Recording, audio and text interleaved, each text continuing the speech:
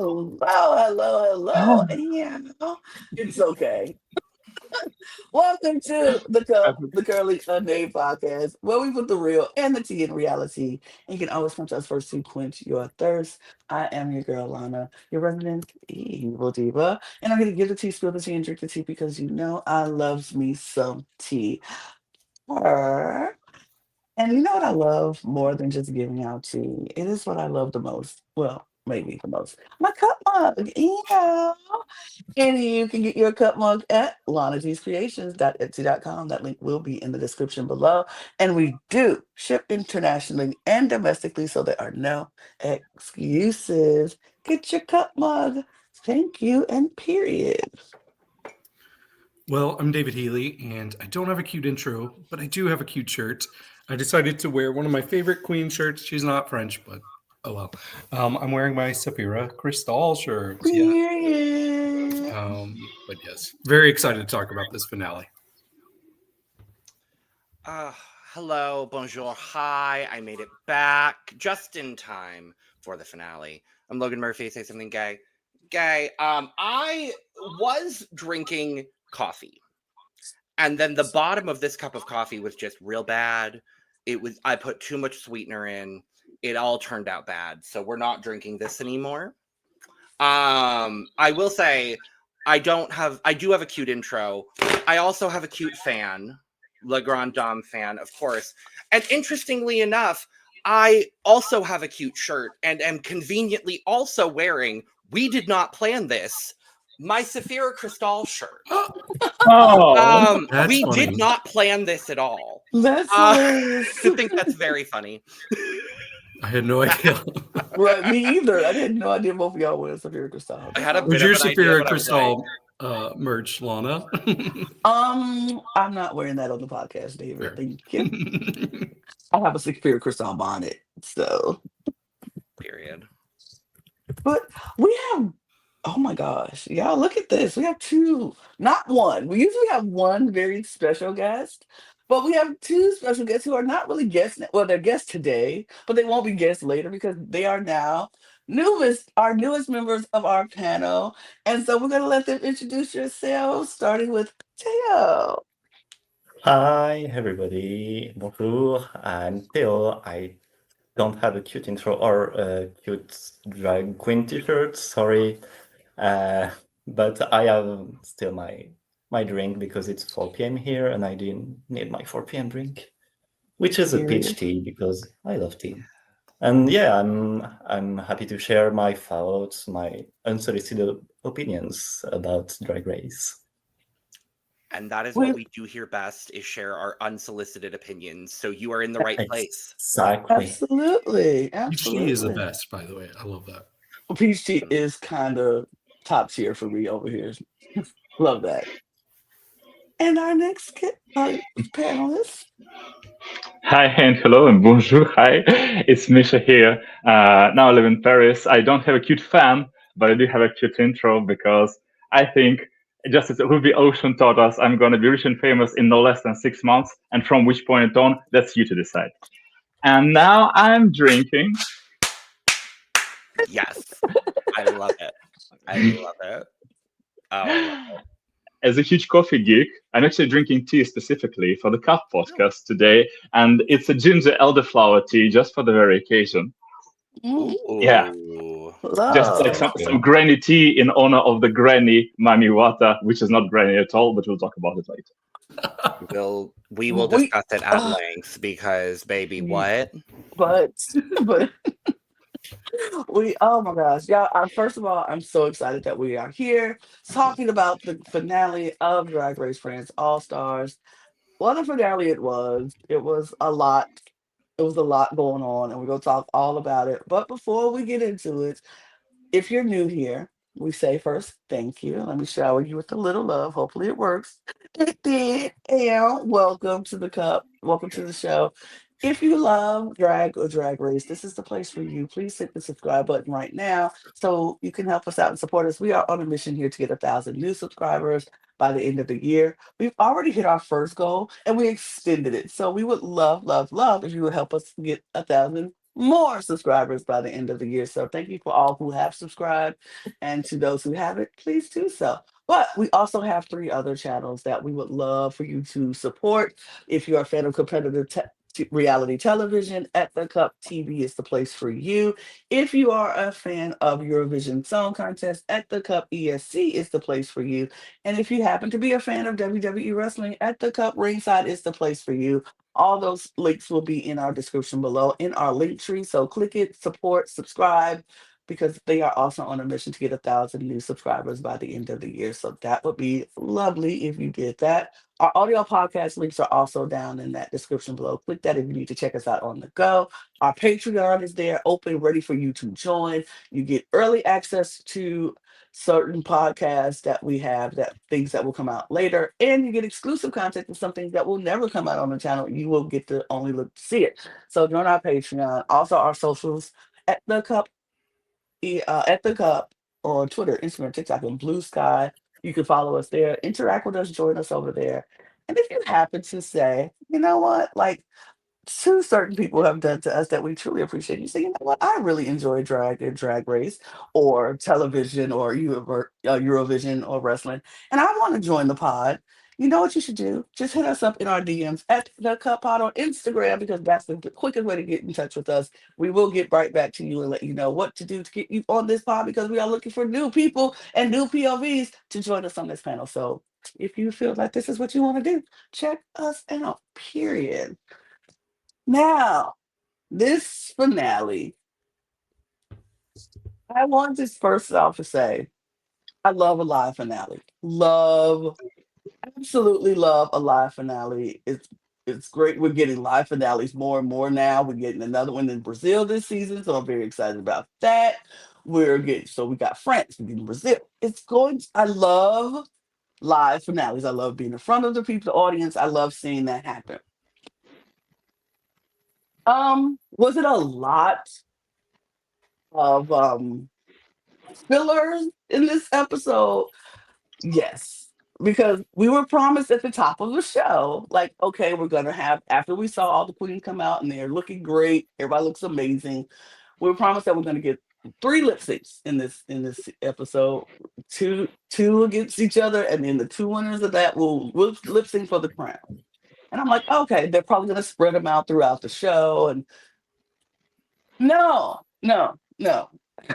We watched almost And the now, whole show 1 hour before of a filler. single lip sync happened. have I was like, are you kidding me? Now I watched this at 1 o'clock in the morning, y'all, and I was just like, where's the lip syncs? I'm falling asleep. I'm getting tired. I'm really There were getting lip tired. syncs, just not lip syncs for your Not life. yeah. true. Or the True. crown, or Or your Or lots of the lip syncs. crown, legacy, your life, or or your that legacy, or anything. mattered, or anything like that. Yeah, no. It- But Literally, indeed, the first lip sync for the crown starts at 1 hour 11 1:11:41 in the episode. yeah. despite the fact that Nicky Why? Doll, yes, explained to us an hour before that it's An gonna hour be lip sync before. for the crown. Literally an hour before. She says I that can like a nice only minute. imagine. I can only imagine how long those people were sitting in that theater, because that had to have been. Oh yeah, 5 Something hours. like 5 hours, I think. 5 hours. Yeah, Oh my I god. was like, it would I- have been at least 4 or 5 hours minimum to get to the lip syncs. Like, I mean, some I people had think- to do 3 costume changes, so Mm-hmm. Yeah, I think that's wise. It's because they just crammed everything at the beginning, then go change for the lip syncs. And I just come back feel in. like Yeah.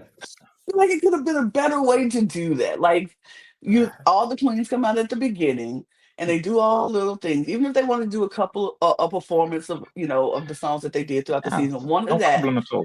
Then you set it up like you already gave us who's performing against who. Like, we saw that very early. So I think after that, send the first two off. Let them go start getting ready. And then we can do some more little filler things while they're getting ready, and even have the other two still there to help with the little filler things.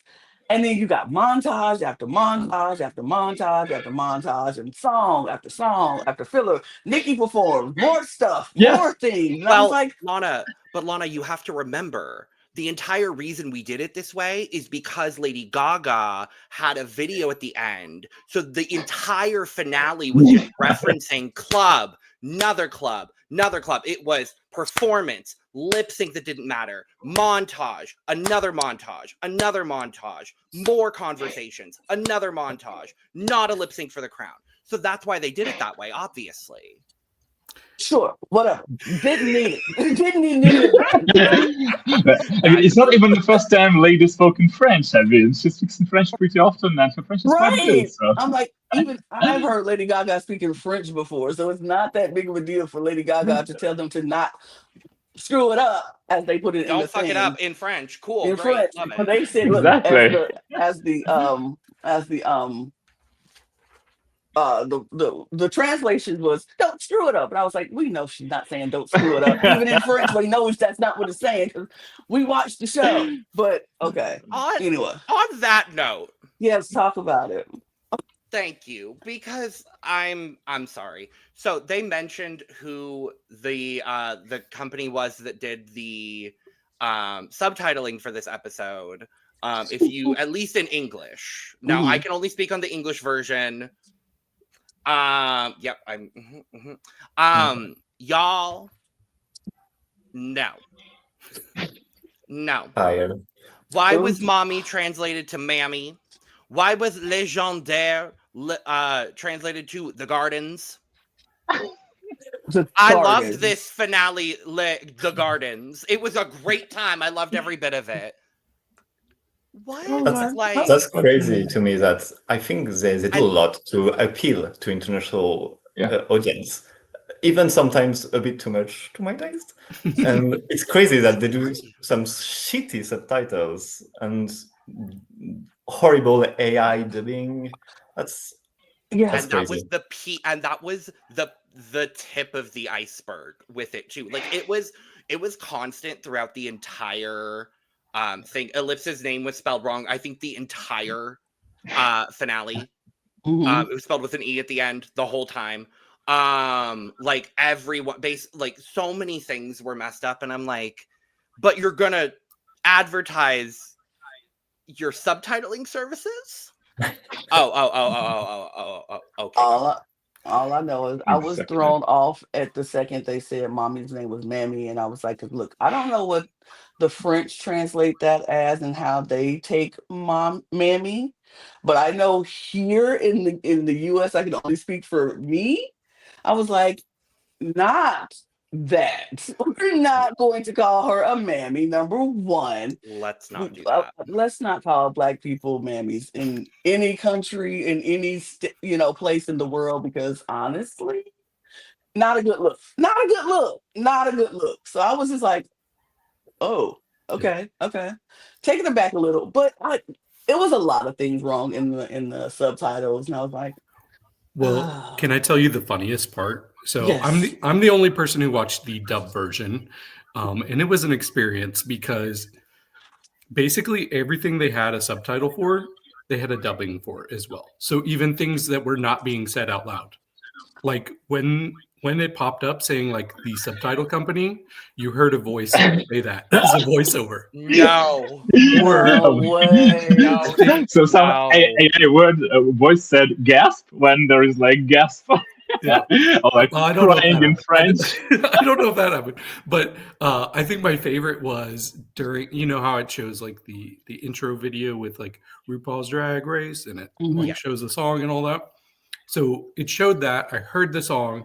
It also had subtitles saying like "Ball Drag Race" or something like that. Ball Drag Race. You heard over the song, as you hear RuPaul singing it, you hear a woman saying "Ball Drag Race," like just saying out loud the subtitles, and it was wild. Oh, Drag Race. Ball Drag Race. Not Ball Drag Race. When they said it, I was like, why are they saying Ball Drag Race? What does that even me, Not but now to all hear that they Drag Race. actually saying it, oh, child, no. Yeah, there were several times where there were songs and they would have subtitles for the songs. So you would hear the song, but you would hear somebody speaking the words of the song over it as well. No. So it was like, That's horrible. it It was was, fun.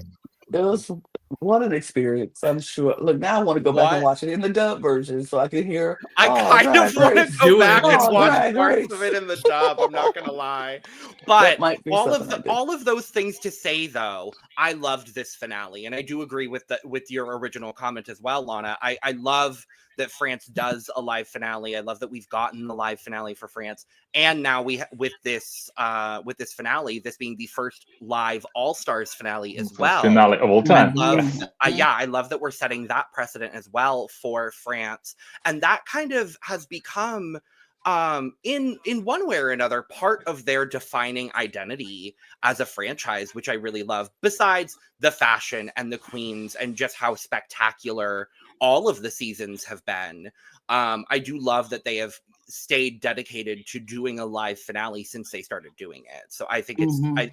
I loved it. Was there a lot of filler? Yes. Was I happy to see Magnetica back on my screen the entire damn time because they put her on stage the entire time? Yes, I sure was. So I'm not too mad at it personally. But yeah, this could have been an email, but I had a gorgeous, lovely time watching this hour and 20-minute email. You know what I mean? Like, I had a great time. I did too. It I was kind of fun. agree. It's just still baffling that though we had 2 seasons previously, seasons 2 and 3, with live finales, which were like much more organically packed, much better directed and scripted as episodes. Even there was some recaps, but they all made sense. So here it was like very bizarre. Was it like the completely new team because they moved the venue from Le Grand Rex to Olympia, which is like one of the most iconic venues, not only in Paris or France, but in the entire, the whole continent, probably one of the most legendary music venues ever. Maybe there was some issues with that, but literally it felt very weird. The pacing, the everything, the recapping of the recapping, the regurgitating of 2 songs of 3, oddly enough, back to back from like episode 5, which I was love that. 3 weeks ago. That was one of my favorites though, because I was like, oh yeah, these are bops. Like, Mhm. thank you for bringing them back. And now we got to see the 4 people who didn't make it to that episode. We got to see them perform them too. So I was like, I'm living for this. I enjoyed that Yeah, segment. I enjoyed that I segment too. I think for me, I think I don't know if it's because it was an All Stars and they wanted it to seem bigger, grander, because it was they kept talking about the royal ball, the royalness of everything, and so I think they wanted to all make it Drag Race. bigger. Right? They wanted to make it grander, and so we got a lot of stuff to try to fill it up to make it look bigger than a normal live finale for a regular season. They tried to make it grander and bigger and grandiose, and it's like, I mean, it didn't need it because your live finales in seasons 2 and 3 were great. They were grand enough. And if you just stick to what you do, it works. Regardless of where you're at, which theater or you're at, it works. I just think they were trying to make it bigger because it was an All Stars. The And room is actually smaller, but oh, Oh, wow. I don't. interesting. Yeah, it's like I think 2,000, and before it had like 3,000 seats. But I don't care. I think it was because they put more price cash. So I don't care. The money got to the queen. I'm about to say, Fair. was it still good? Absolutely. Yeah. Was not mad. I mean, the moment that will live rent-free in my mind for weeks on end is when they made Piche come out and perform her Eurovision song in her finale look, and she's just waddling around because she literally can't move in that dress. Like, she cannot physically move in it. And I loved every bit of it. It was rent-free in my brain for the next, 3 weeks minimum. And the And- double campy part of that is that the camera switched to Vespi in the audience, who was dressed as Peach, and she was like crying. I loved it. I mean, think about all of the looks Piche has worn this season that she can't move in. Like, there's a one where Yeah. she's the crystal ball, she can't move. Mhm. The Yes. one that she's in the big glass cage, The she can't the move. formaldehyde. Exactly. The formaldehyde. Yeah. No, the height, The yeah. makeover Shout look. out to Arizona. Yep. The Yeah. makeover. Even the blow up one, like I mean, she did like a little. She foot can do the shuffle. little. She did the dance. The That would be dance. hilarious, by the way. I actually had no idea because I actually thought that Asterix was big in the US, but apparently not. So yeah, because No. you guys didn't know. Yeah, because We I had no actually thought idea. this was one of the most Again, successful like Yes, expos of all time. and ladies we and are so gentlemen in sorry. our comments, I love y'all. Y'all How got us dare you? good for that. They were like, "How dare you not know?" And I was like, "I'm It so is sorry. not. We do It is not. not get that."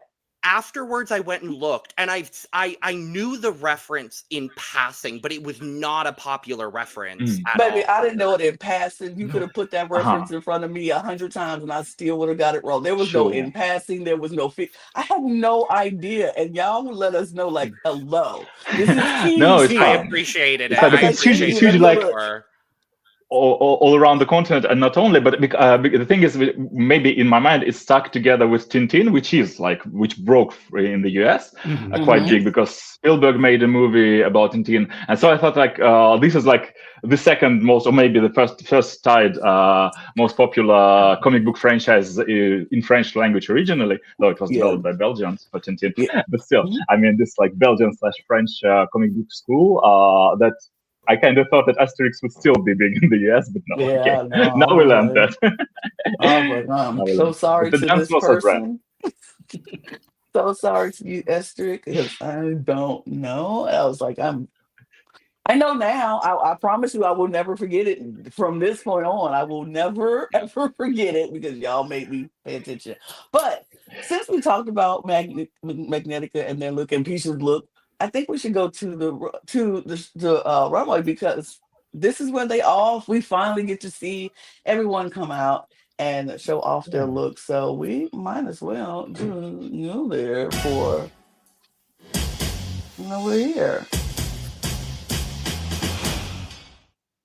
out.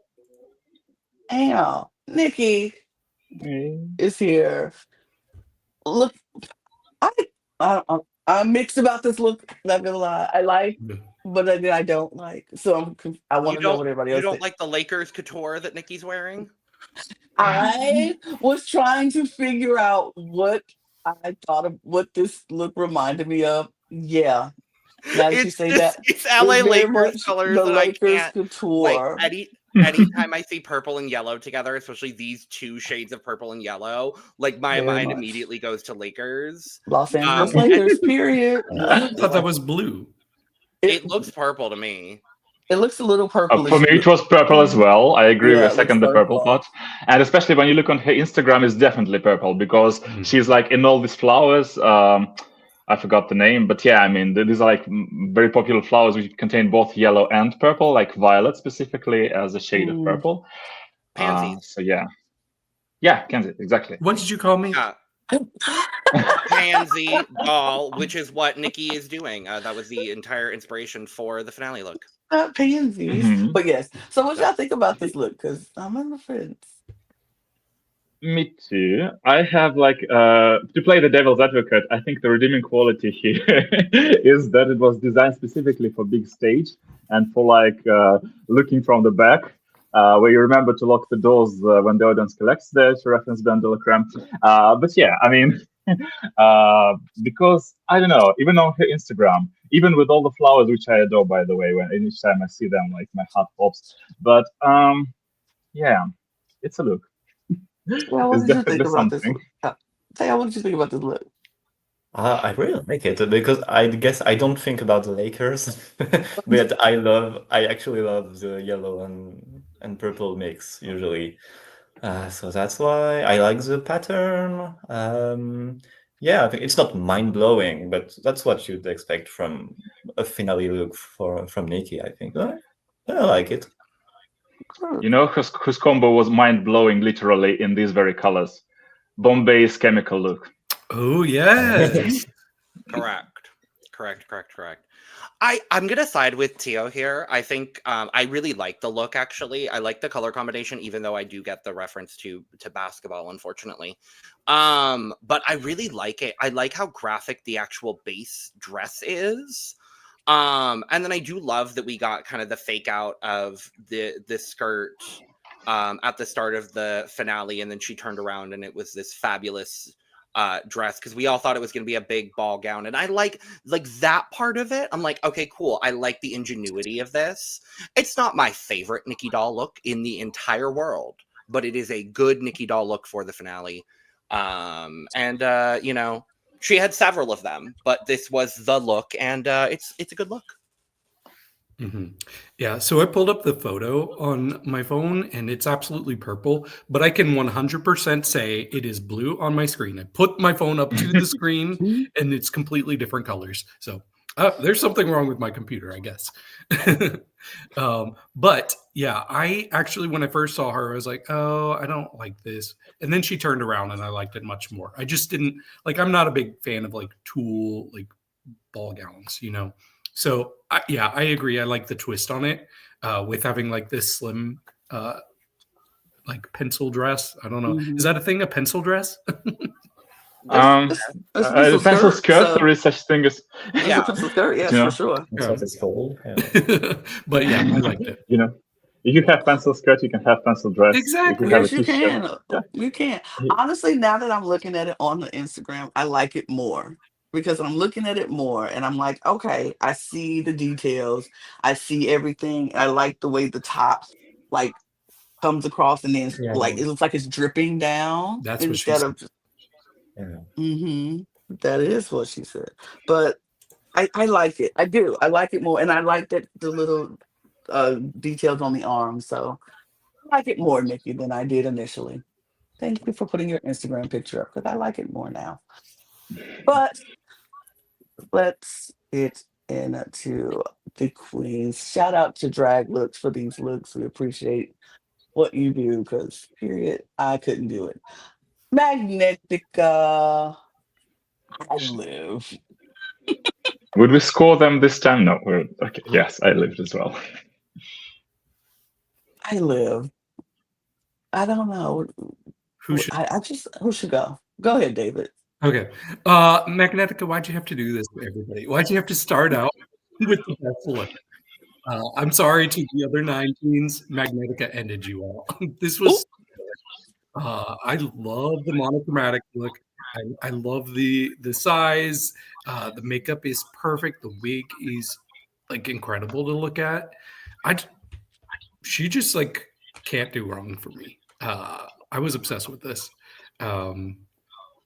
Yeah, like this is definitely like 20 stars and maybe 1 to make. No, I'm kidding. I'm kidding. Scamato. If you saw That our was morning interviews, if you watched our Selection Royale with Minnie, she gave us a new measuring scale. Scamato. But Star motto. Star motto.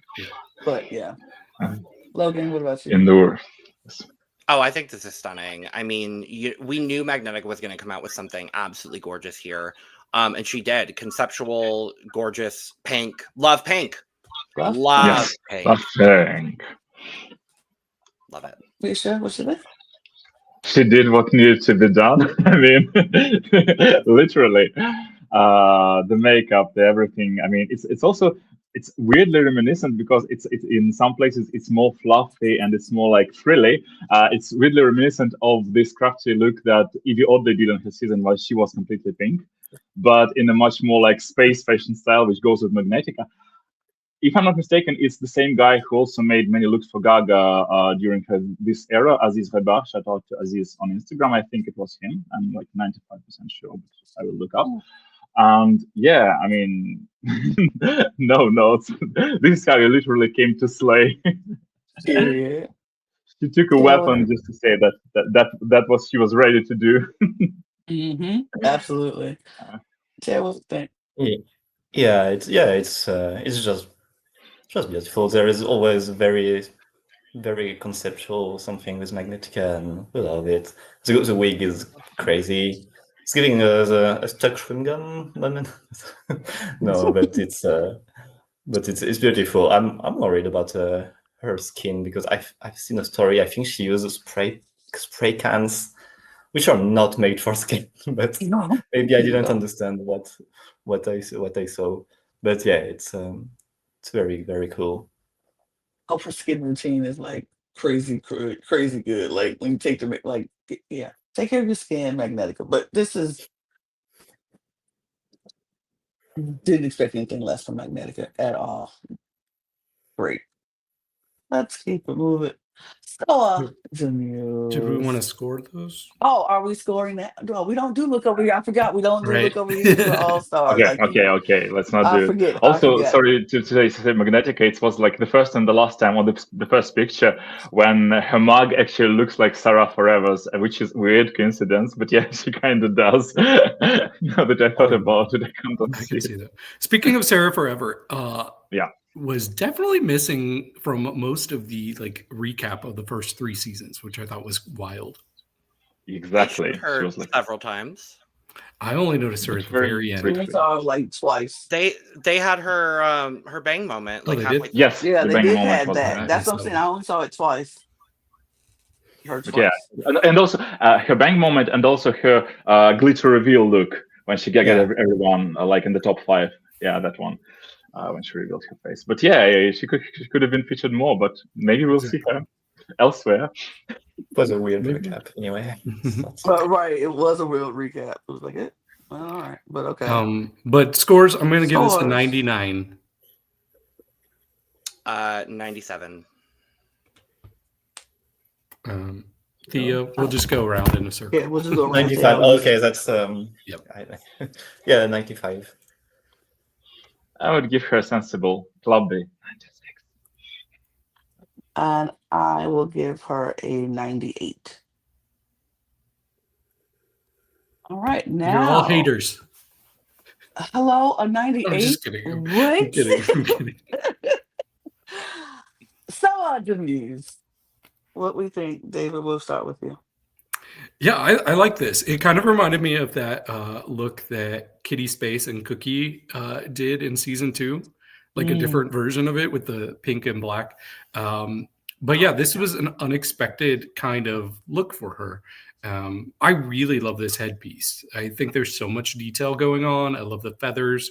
Her face looks great. Yeah, this was a strong look for sure.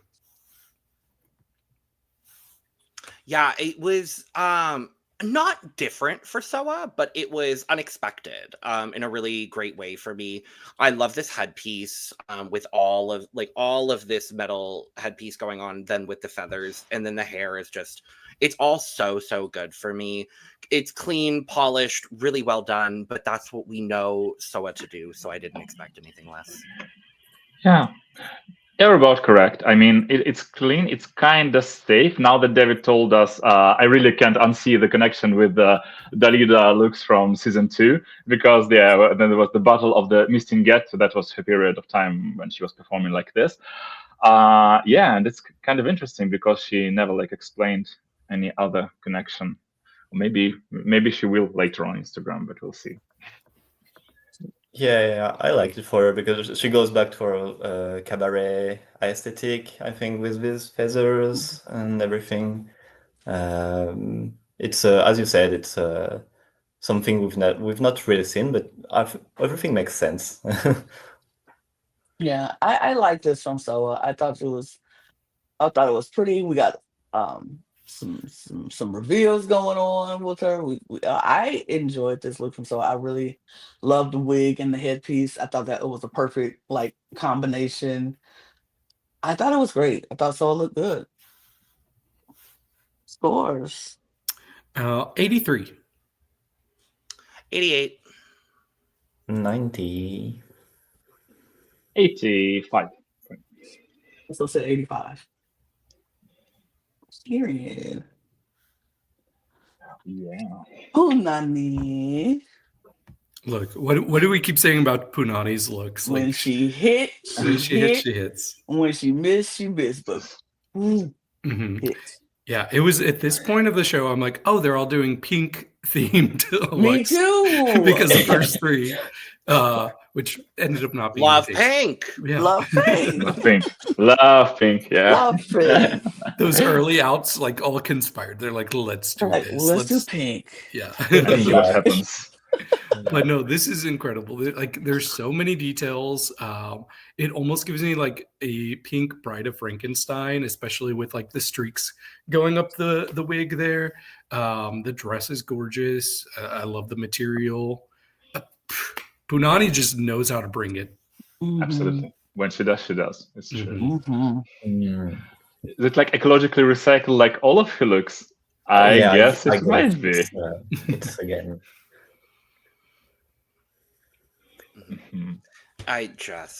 What is there to say? What is there to say? I mean, I honestly don't have words. It's just so good. You know what's the best part? But everything is. Yeah. The best part is that her overcoat, like her coat, is a recycled coat of Rose that Rose wore on season 2 finale. She literally resewed it and upcycled it. It's a big thing, Chad. Okay. Oh, I love that. I wonder how much Rose charged her. Given they're basically like best friends in life, it's not going to be that difficult. Not much. Yeah, I mean, have you by the way, any of you seen the Rose recap when she's doing it as a therapist? No. Oh, No. sorry. Rose has her small YouTube series now. When she went back with every eliminated queen of All Stars and pretended to be a therapist, like on a couch when she's therapizing them, and especially with Punani, it was the spiciest because obviously like best friends forever, and yeah, that's hilarious. Theo, what about you? What you think? Yeah, nothing much to add. I mean, it's great. I love it. I love it even more knowing she had to do like some tricks to reuse some stuff. I mean, it really adds some story when she posted videos explaining how she made some of her looks, and yeah, I think it's I love it even more. Usually the buttons like that, I think it's a bit messy, but here it really works. Yeah. Absolutely. And the mug is very, very nice. Definitely not. When, like I said, when she hits, there's no and she hit this. My favorite part of this whole thing is I'm trying to see if that's the makeup starting from the cheek going up and then it's just going into the hair. I'm just like, those little small things. I just love, and I always love how Punani does her lip because it's always that kind of thing that is so tight and small, but it looks so good on her. This is just so good. I was like, it's giving me like a mixture of Cruella de Vil and like very Disney villainous with the coat, the evil witch from Snow White. Snow White, yeah. Just give me that collar and then that hair and then this. But then you said the Bride of Frankenstein, like I see that too. Yes. It's just so much that you can pull from this, and the color is fantastic. It's beautiful. It literally popped on that stage, so it was really good. Scores. 95. 95. 98. I would actually say my cup is full, though it's not full at all, but it's full. For Punani. I still can get over the crown or whatever is on her head, whichever way you describe it. She actually described it as a crown. And by the way, extra tea, Lula Strega of season 3, the finalist, made this crown of pink around her hair, around her wig. Yeah. Love. The upcycling queen. Yeah, love it. I gave it a 96. Let's move on to La Big Bertha. Yes. She looks good. This looks classy. I like the structured boob things that she's got going on here. Really like the wig. It is a lot of fabric, and I think when you come out in something like this, it leaves an expectation like, oh, there's going to be a reveal. So I kept kind of waiting for a reveal, and then it never happened. And it didn't need a reveal, but sometimes you have to think about like what is the audience going to expect when I first walk out, and I don't know if she thought about that with this look. This was my least favorite, but it still was very good. How dare you? She looks incredible, but also, She girl, does. girl, what is this reveal coat that you're wearing as a dress? Like, I love you, Bertha, but what is this reveal coat? Like, it looks like what Trinity the Tuck wore during Lollapalooza on All Stars 4. I just wanted to say that. Exactly. I wanted Bertha to come out and be like, oh, is there a reveal? And no, there was no reveal. Reveal in French means take the shit off, Bertha. I wanted something underneath. Ma'am. But she still looks like That's phenomenal, yeah. You will never make me hate La Big Bertha, even if she's wearing... And we shouldn't. And actually, to spill some more tea, all the other queens on the viewing parties, all her like season sisters, were telling that Bertha, unfortunately, was still getting like landslidely the most amount of hate during the airing. And she still was kind of in her head about it, and so they would be like, go to her DMs, go on her Instagram, outpour her, like shower her with love, like basically drown her in your love and adoration, admiration, because that's what she absolutely deserves. And as a hostess, like she was phenomenal. So yeah, shout out. And that's what we're gonna do here as well, because we love La Big Bertha. I did like the hater chips she was eating. Yeah. Appreciate that with. And she had I love that so much. That was what I was going to talk about. Thanks to the haters chips. They got the most, I think, so and Bertha got the most hate on season 1. I think that's funny. Oh. What's also interesting about this gown is like the designer who made it, Aymeric Zana, for like more. It's Aymeric Zana. Right, it's Aymeric Zana. He's like famous for very tight, like V-shaped or like very, very tight gowns, because he actually made Elips's look from episode 1 from her talent show as a blue alien, and you see that it was mega cinched, mega corseted, mega like hourglass shaped. And that's what he does for Kam as well, and for Elips. So I was kind of surprised, because it's the first creation by him, which was that kind of oversized, overpowering, like really Trinity the Tuckish when you wanted the reveal. Yes. In the words of Pheromone, please let Big Bertha do her butt shake, her famous butt shake, please. Yeah. I wanted the reveal. I was like, Bertha, you go give me what you got under there. Like, I was waiting for her to take it off and be that like one of her little sexy bodysuits that she wore this season. I'm like, we gonna get something really, something. And I was like, oh, nothing. But you know what, Bertha? I see you. Okay, and walk with me, take this journey with me. See you. Because all those people who was showing you all that hate and all that stuff, and they was hating on you and hating on you and hating on you for no reason at all. Bertha says, I know what y'all want. I know what you want, but I ain't gonna give you nothing. I ain't giving you haters nothing to come at me. You haters can just continue to hate outside of the club because you can't get in. That's why you're mad, because you can't get in. I, with all of my beauty and buxom myself, is on this stage looking gorgeous in my black cape and everything. I'm big, I'm proud. And you haters are hating on me outside of the club. You just continue to do that as I eat my chips and I pay you dust. She paid them dust with this look. And you know what? Chip dust. I rocks with that. You pay them dust, Bertha, because you look amazing. You don't have to give them nothing. You just do what you want to do. And I'm here for it. I rocks with Bertha. I didn't get to watch season 1, but I rocks with you, Bertha. I am here. In the montage that we talked, all the montages, that one where she was, man, I sat there, got so mad. I was like, what do you mean? You hating on somebody for being big? You hating on somebody for being who they are? Like, what? Okay, haters.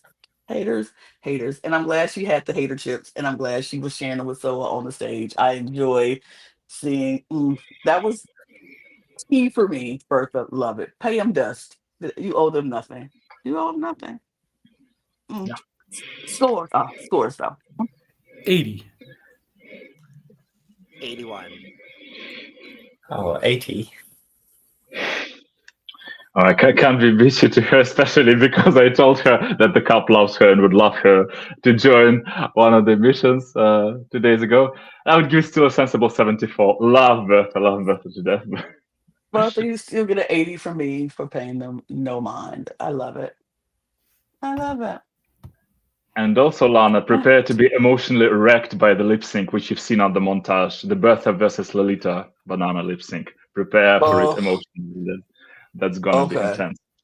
Yeah. Yeah, we Oh, still haven't shown Lana that lip sync. no. It will It was briefly eventually in the be a part montage. of Yes. it'll be a part of a Lana Reacts. I You saw bits and saw pieces of it. the hair Yeah, cutting and then them that's crying. So I was like, that's the lip sync. oh, I saw that and I Okay. was like, oh, what is this? It looks intense, but now, Yeah, okay. you have Yep, to see I'm in ready. into the context in the episode. It was just Yeah. Oh, okay. I'm gonna have. You know what? I might have to go back and watch season one and just I'll start watch from it the with you. beginning and watch it all the way through. I just might I have to wouldn't be do it. opposed, honestly. Season 1 is so good. But all right, Cam, you. Yes. Speaking of somebody good from Mm, season one, I love mm-hmm. Cam. See, here's the thing. With Cam, I don't know why, but my expectations for the looks are like always here. Like I think of her as a look girl.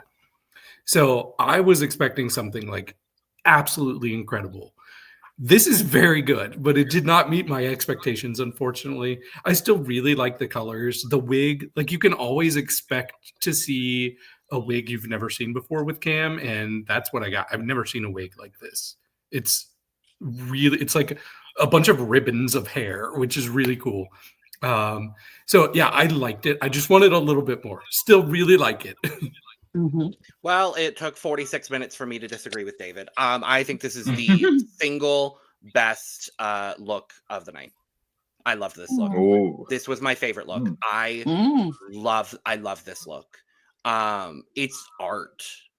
And that's just what it is for me. And that's what I think a lot of Cam's journey on this season of All Stars has been, is just like showing us the art and like more of her perspective that we didn't necessarily see the first time as much. But we're really getting to see her aesthetic and like everything in between. And this is just pure art in every possible way. I love every bit of this. yeah. See, I'm actually weirdly in between. Sorry, Theo, go ahead.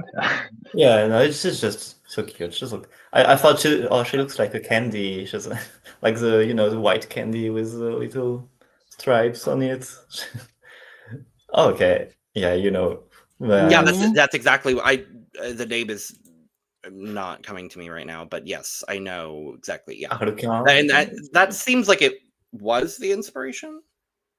I don't know, but yeah, that's what it gives. It's very beautiful and yeah, and still quite unique for Cat, I think. But I kind of agree with David. Maybe I think she puts the bar so high also in her first season that maybe we are already expecting, but I still very, very love that. I'm somewhere in between, as it often happens. So, on one hand, I actually adore the construction and love the two colors together. And it's such a weird blend of teal and yellow, which was just this week brought to us by Suki Doll on a completely different season, a completely different continent. But I'm not mad about it, and it was done completely differently. Here, it gives you really some, at the same time, spatial, like extraterrestrial fashion. Plus, I don't know if those like strategically placed circles, they give you kind of the Freemasonry eyes or something like this. So maybe there is like, especially from afar, when you look at this. But fashion forward wise, I also kind of decided, David, that I was maybe expecting to be kind of more blown away. I agree that it's art and that is subjective. But especially when I went to her Instagram after the airing, and I've seen the gown of Kevin Germanier she posted yesterday for her Miss Congeniality crowning, the white asymmetric one. I thought that was like much more futuristic and fashion forward, and this is kind of gives me like, the cartoon from the 80s vibes about space, something like this, which is like not bad at all. I mean, like, or early Star Trek vibes or something like this, which is a bit retro futuristic in this regard, but still, it's like she looks phenomenal. Her makeup is genius as well. She's like very beautiful. I've seen a lot of discourse here comparing her to Plastic Tiara, and I'm not sure if it's because of her All Stars glow up or because they both lost all of their lip syncs. But I hope it's for the first one. Actually, it's not the shit. Not the lip syncs. You are Oh, shady. you're shady, Misha. Oh my god. But I'm here for it. I'm here for it. I personally like Cam's look. I thought it was a good look, but I think I'm in the middle with you, David and Misha, and with you, Theo. I think it was a good look, but I think we expected a little bit more from Cam because she has raised the bar so high. What I saw when she walked out, I was like, oh, her wig is giving me like Cindy Lou Who from The Grinch Who Stole Christmas. I don't know why. That's all I saw was Cindy Lou Who. And then I was but then it's whimsical, like Willy Wonka in the Chocolate Factory, like costumes or something like that. It just gave me very whimsical, very fun. I enjoyed it. I think she looks beautiful. Um, but I do think I don't know. I guess we expected more than what Cam was like. I don't have to give you more, but I expected a whole lot. I don't know, fashion, but it's still pretty. It's still pretty. So still liked it. Scores. Mhm. You all keep saying you're in the middle, but then you're like agreeing with me. I still really like this. I gave it an 88. I mean, but you're in the middle too, because you expected more. Yes. There's something about this retro futuristic Sailor Moon. I don't even know what's going on here, baby. It's full. I don't even care. It's full. Love. I love this. Yeah, looking closer, I'm just yeah, I actually really love that. It's giving wings. I know it's a big reference for Cam. It's really that. Yeah, 95. Okay, I was actually talking so much shade about this look, but this look kind of makes me go back to 99 in the words of Charlie XCX 99, actually. Okay. I gave it an 87, actually, because it's fine. Which is So in reality, only two people were in the middle. Got it. Really? If Only it one? The middle is subjective. Yes. Now let's talk about Moon. Okay, nothing makes me happier. This is the second finale in a row. Well, not in a row, that Moon has been in, where Moon comes out, and guess who gets the most applause? It's Moon. Like, even she got more applause than the finalists of this season, and I'm living for it because I love Moon, and I love that France loves Moon too.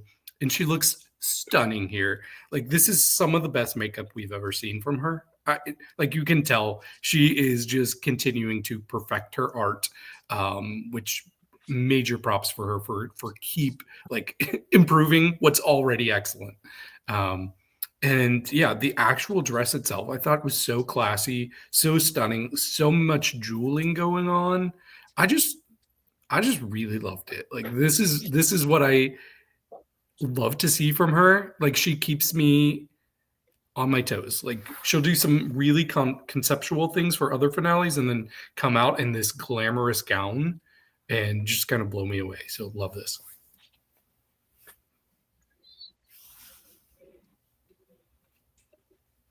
I mean, yeah, you said what needed to be said. Sorry. Take my money. Take everything I own. Take my firstborn child I'm not going to have because I'm not having kids. Like, just all of it. She's beautiful. That's all. Yeah. So I think what makes it really for me is the mug. The makeup is crazy. She's very beautiful. It's quite quite glamorous, and she's done something very more conceptual on the season, so that's interesting. I love it too. But it's still really the makeup that makes it for me. Mhm. For me, it's like, the ultimate glow up of the first look of the ball when she went home on her season. yeah, when she decided to leave, because the first category was like an homage to the women in the past, and she was referencing her Roma grandma, I believe. So Hmm. that was like phenomenal, how she redone it to her as a note to her heritage, as something more like classic and very classy and elegant. And obviously the makeup is just like wow. I mean it's perfection. I was so mad on the makeover episode when they criticized her makeup to redo as an alien, yeah, from season 2. But she is just everything works, everything blends perfectly, and yeah, the color is This, phenomenal. Yes. yeah. No notes. This was my favorite look of the night. This was my favorite look of the night. When she walked out, I was like, yes, yes, and yes. Like, no notes. This was she looked stunning. Like, if I didn't know who was the final four, I would think she was in it. She looked stunning. This was beautiful on all fronts. Loved it. Scores. 93. Full for me. 92. 98. I already know. You already know it's full for me. This was perfection. Period. You all sound like haters, actually. Like, I don't know why you don't think this is perfect, but whatever. Uh, let's keep it moving to our finalists, starting with Elips. Yeah, this was good. This was good.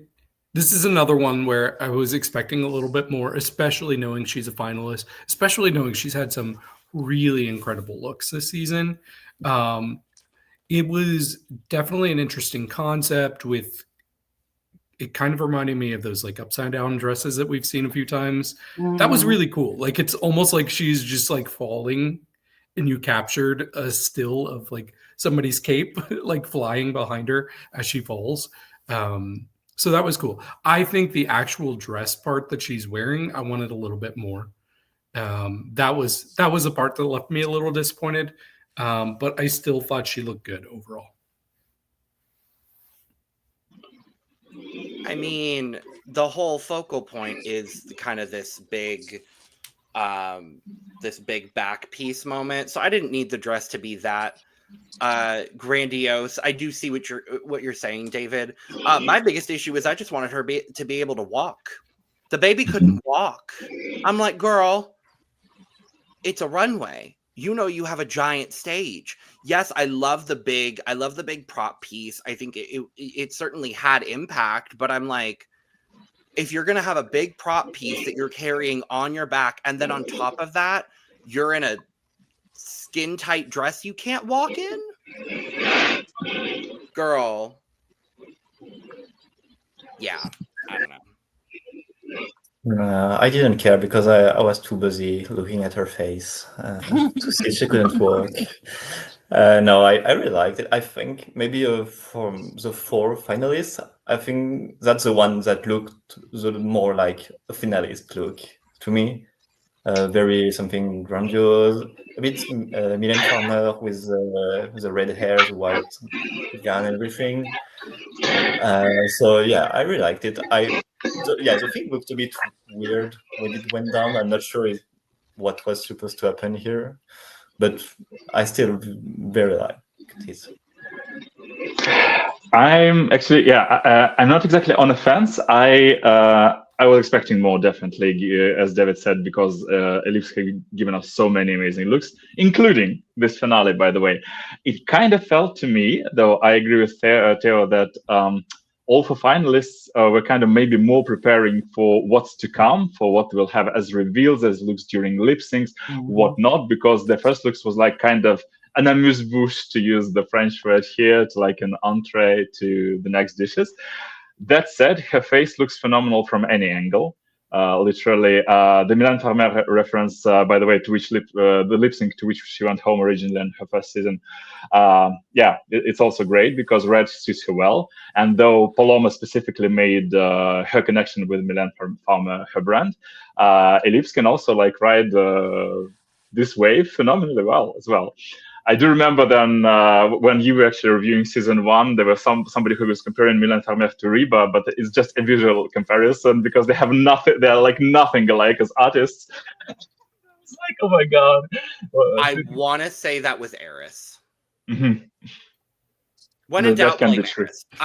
Anyway, when in doubt, blame Eris. Yes, I think. But it's just like, yeah, I know like Milan is like not that big in the US, but she's like a mega icon here. She's like Gaga and Madonna all rolled into one. She's Oh, like wow. the pop star, the mega pop star, like of France, the super diva, and not only because like, big in many other countries.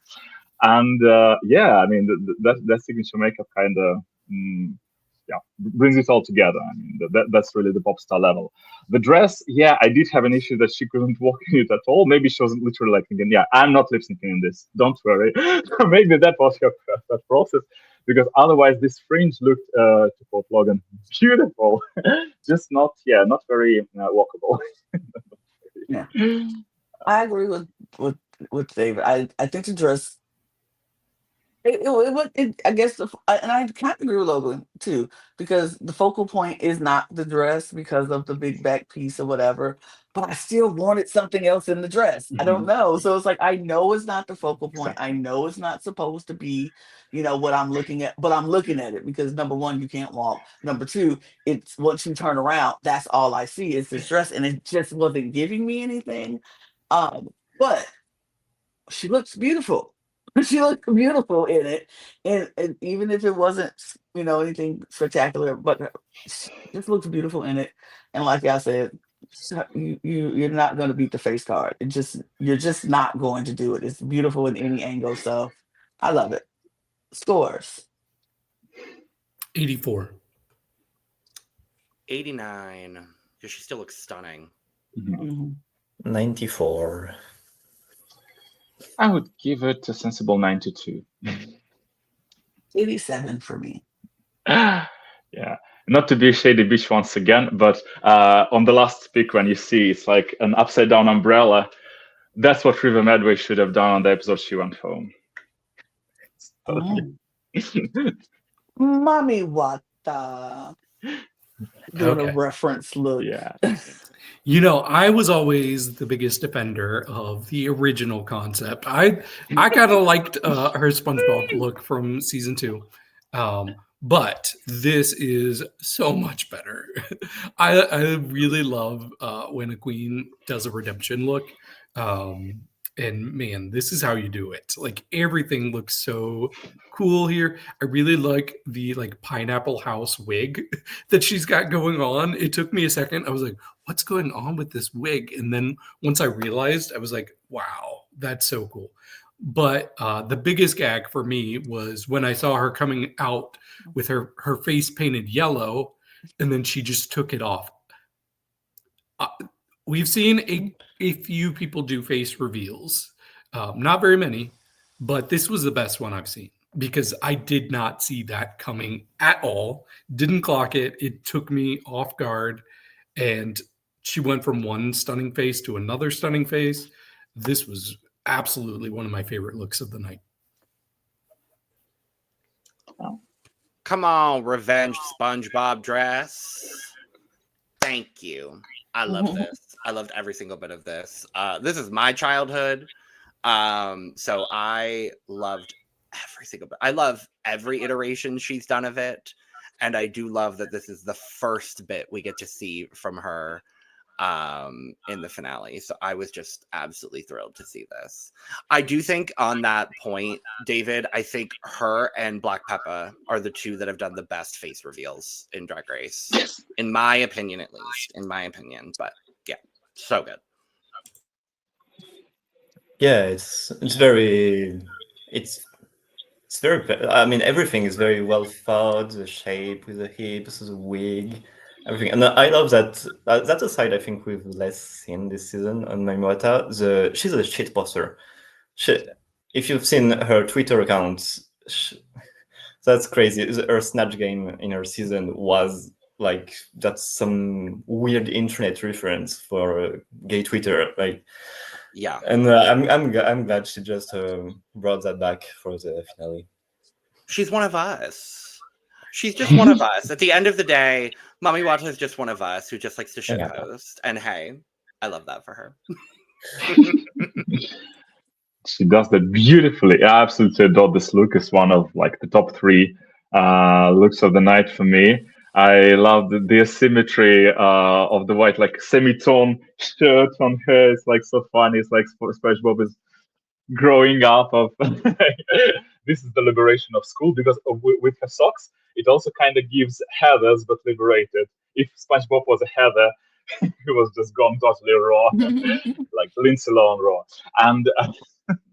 And I agree, Logan totally read my mind about the face reveal. Black Pepper was the only one, which I also had in comparison, but it was probably even more unexpected because, like, of I don't know, even the color of her work, her walking on stage. At first, it was like, okay, oh my god, like she'll be completely yellow, and all of a sudden she does that. So, Yeah. She was so good. I really like this look. I thought it was I love that she referenced back to herself. She was like, I have grown from season 2. I went from that to this. It's beautiful. I think she just looks stunning. Everything about this look is like tea. It's tea. Love it. Scores. I don't know 97. what I was gonna say, David. We don't know what your score. 99. I love this. Yeah, 97. I want this to be full. All right. David. Yeah. I also said 97. Look at us. Nice. Look at Logan went us. with the year SpongeBob came out. 99. Period. And Really? Breezy went with the year I was born. I went with the year I graduated high school. To you, all you babies out there, thank you. Misty Phoenix. This was really good. I think this was probably my second favorite of the finalist looks. It kind of gives me like Greek goddess. Really love all the fabric here, the framing of herself. She framed herself. She did. Great face. The wig is really cool. It almost looks like she's wearing a hat, but no, that's just how the wig's structured. So I thought this was really, really good for her. Yeah, my favorite part, I agree with you completely, David, is the way that she's literally just framed in this. It's so absolutely stunning. The dress itself is perfectly fine and lovely, and it's a good dress. It's a lovely dress. We saw something very similar to this kind of style just done in the UK promo by Elle Vosk. It was like this like asymmetrical strappy situation. I think Misty does it better here. We talked about that in the cast assessment over there, but I love the framing of this. Is so gorgeous. This wig is just so interesting and unique. The way I have done a 180 on Misty Phoenix this whole season needs to be studied, because she's so dumb in the best way. I love her. She's great. Yeah, I don't have much to add. Maybe it's actually the one look I connected the least, but what to say except it's beautiful. It gives a bit of Miss France with it's Miss Universe. I don't know. Ah, I don't know. There's something like that. But yeah, and yeah, I didn't really look the wig with flat. I don't know. Interesting, but still very beautiful. For me, yeah, I was kind of at first I was a bit confused because when I just started looking at it from afar, I thought, "Oh my goodness, that's like the Vespi look on her episode when she went home when she was trying to like untie herself." But no, That's it's what like I done. was saying. Oh my god. But yeah, as much as I love the crown kind of leaves me stunned because I'm just getting like two different stories from here. It's like at the same time pageant and with the size and just sheer how to even put it like fierceness of this whole Oreo halo above her head.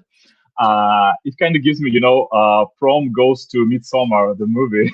So Mm. the Midsummer horror starts here at our pageant.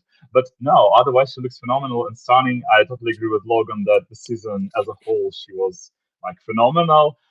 And also, with the word she's been reclaiming so hard, gas, which we're gonna talk later because it's gonna be in one of the lip syncs so prominently. It's kind of interesting that she took like the kind of basic word for basically bitch or like a slut and made it her own. And of this, you can make anything you wish, and this is one of her. Interesting. It's So not my for favorite me, look of the season, but yeah, I love it. yeah, for me, okay. So here's the thing. I really like this look. I did think of Vespi's season 2 look that when I was like, oh, that looks like Vespi's dress.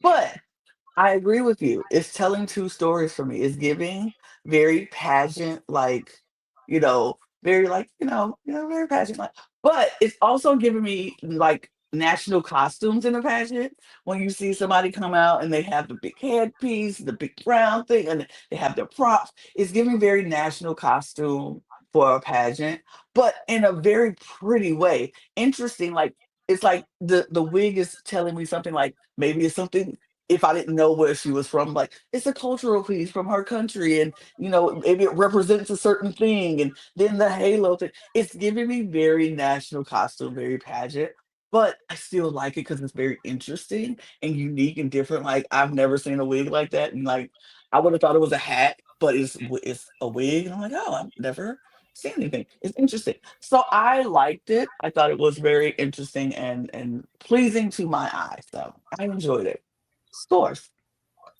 89. 89. 85. I'll give this a 90. We too gave it a 90. Yeah. Look at us. Oh, what about Piche? We gotta bring oh, I forgot about Peach. That Come on, guys. trash.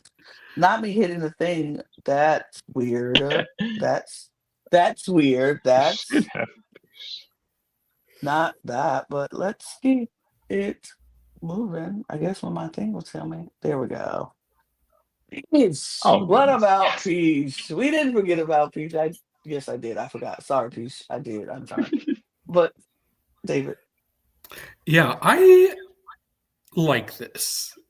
It took me a little minute. It took me a minute to like get into it fully, but I think there's something really glamorous about this.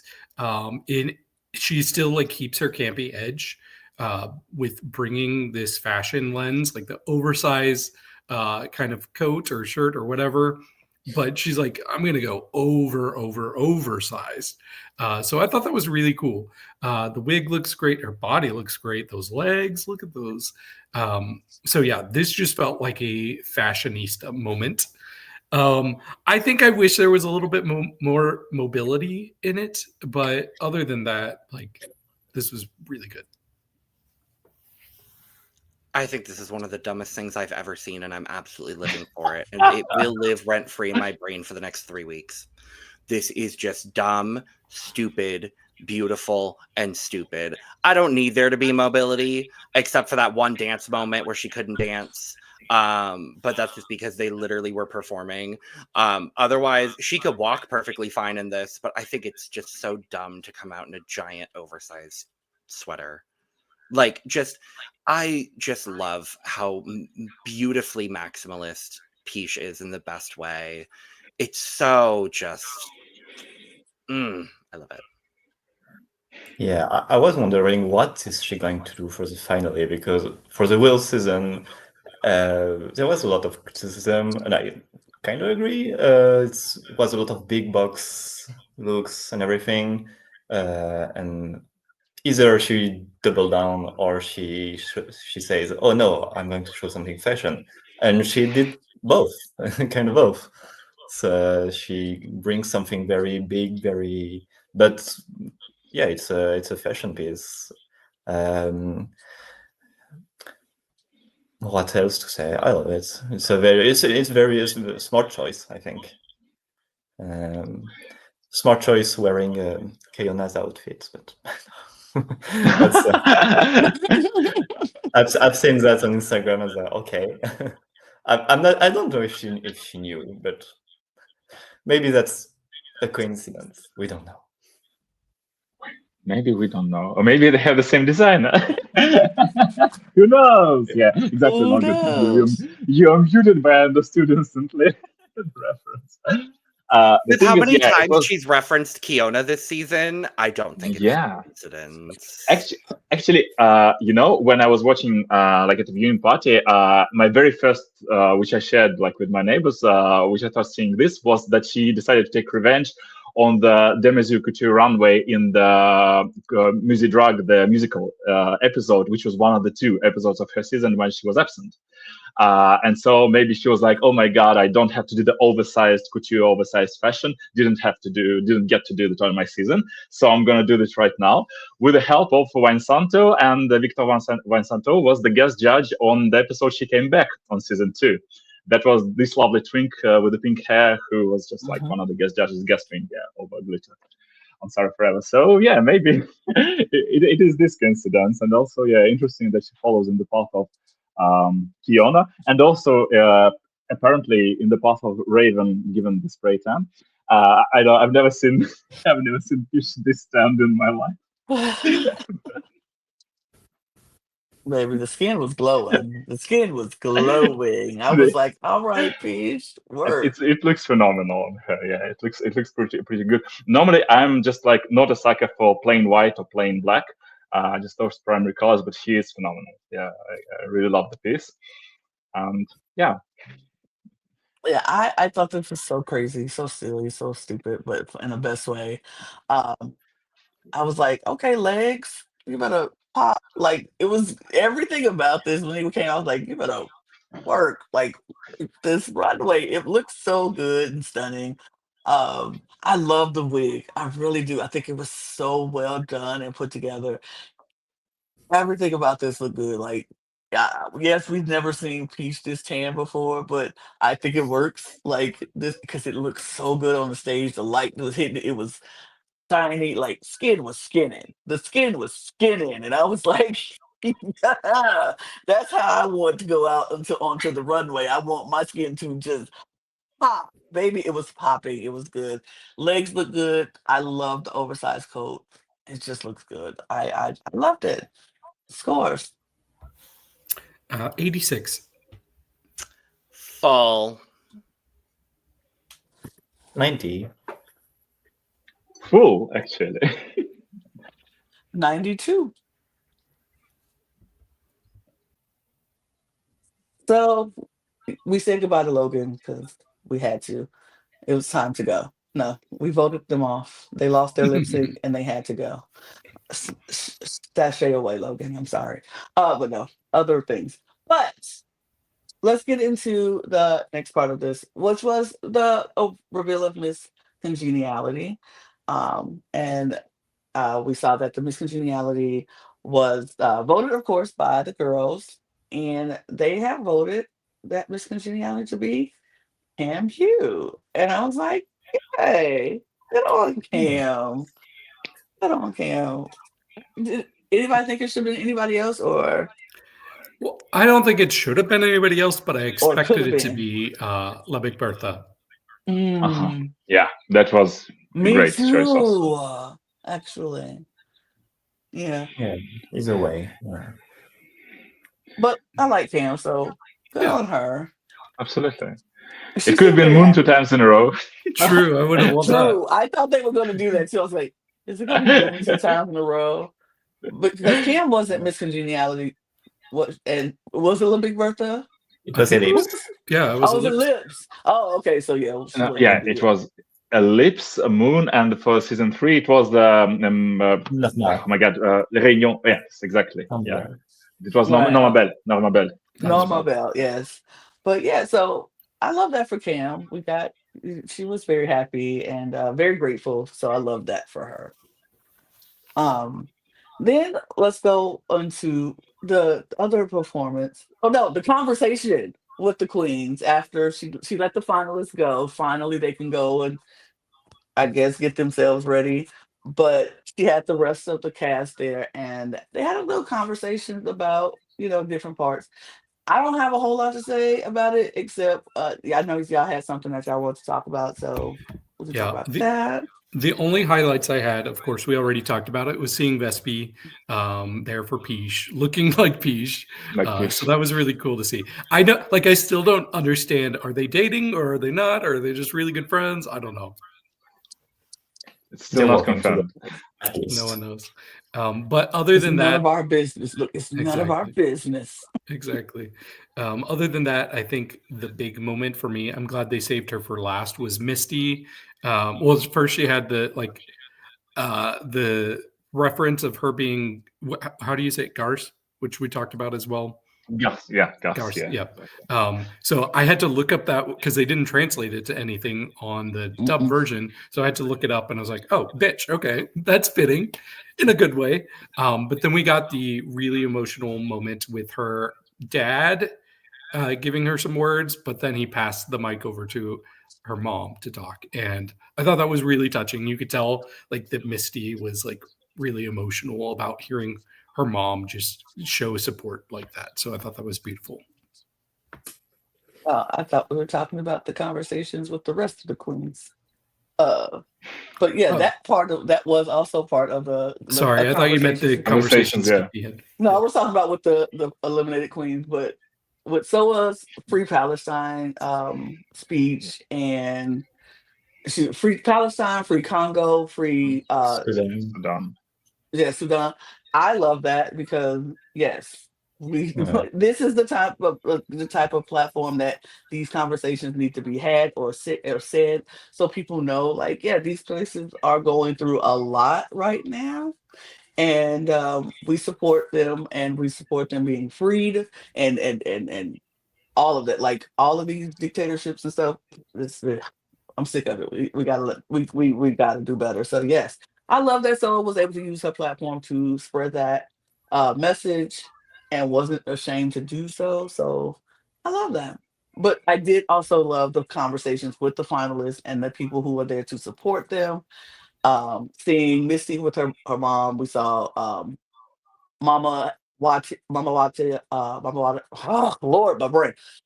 Mami Watta having her friends there to support her. Um, Elips and her dad there to support Elips. It was beautiful, and other and that was it. We talked about Piche and Yes, we sitting talked there about it, with yeah. her mom supporting, giving another great speech. Mom, we see you from Oh. last season 2. You gave another good speech for this season. Fish So. Mom coming back to make us cry. Yes, Yes. yet again, Again. Peach's mom. I was like, As you Peach should. mom, Mrs. Peach, could you please not have us cry every time Peach is in the finale? Thank you. We really don't need that, but it was beautiful. It was beautiful. Yeah, also Um, love that Misty's parents were back from season 3 finale where they yes, also featured heavily. It was so cool. yes. But on the lighter and shadier note, it was funny to see Punani still kind of jokingly bitter, playfully bitter about her like scandalous elimination or something. Hmm. Hmm. Yeah, because she was still very shady and she was He's like, like maybe I shady. deserved it. She says, What Yeah, do you think, What audience? do I'm you just think? asking, was it I just, fair? I just don't want to know know. what you yeah, think, you know? yeah. Audience, let's I'm ask not the saying audience. Audience, it. you tell me, was I robbed? Yes, I was. I love it. Punani's so funny to me. Yeah. I have such a interesting relationship with Punani throughout season 2 into this season because in season 2 I don't know if I was fully on board the Punani train, but I liked her enough. I like her enough where I felt like her placement was right for me, like in season 2. But I really, really liked her in All Stars. Like she really just blossomed for me in this season. I was like, I really do like her. I rocks with her. I rocks with Punani.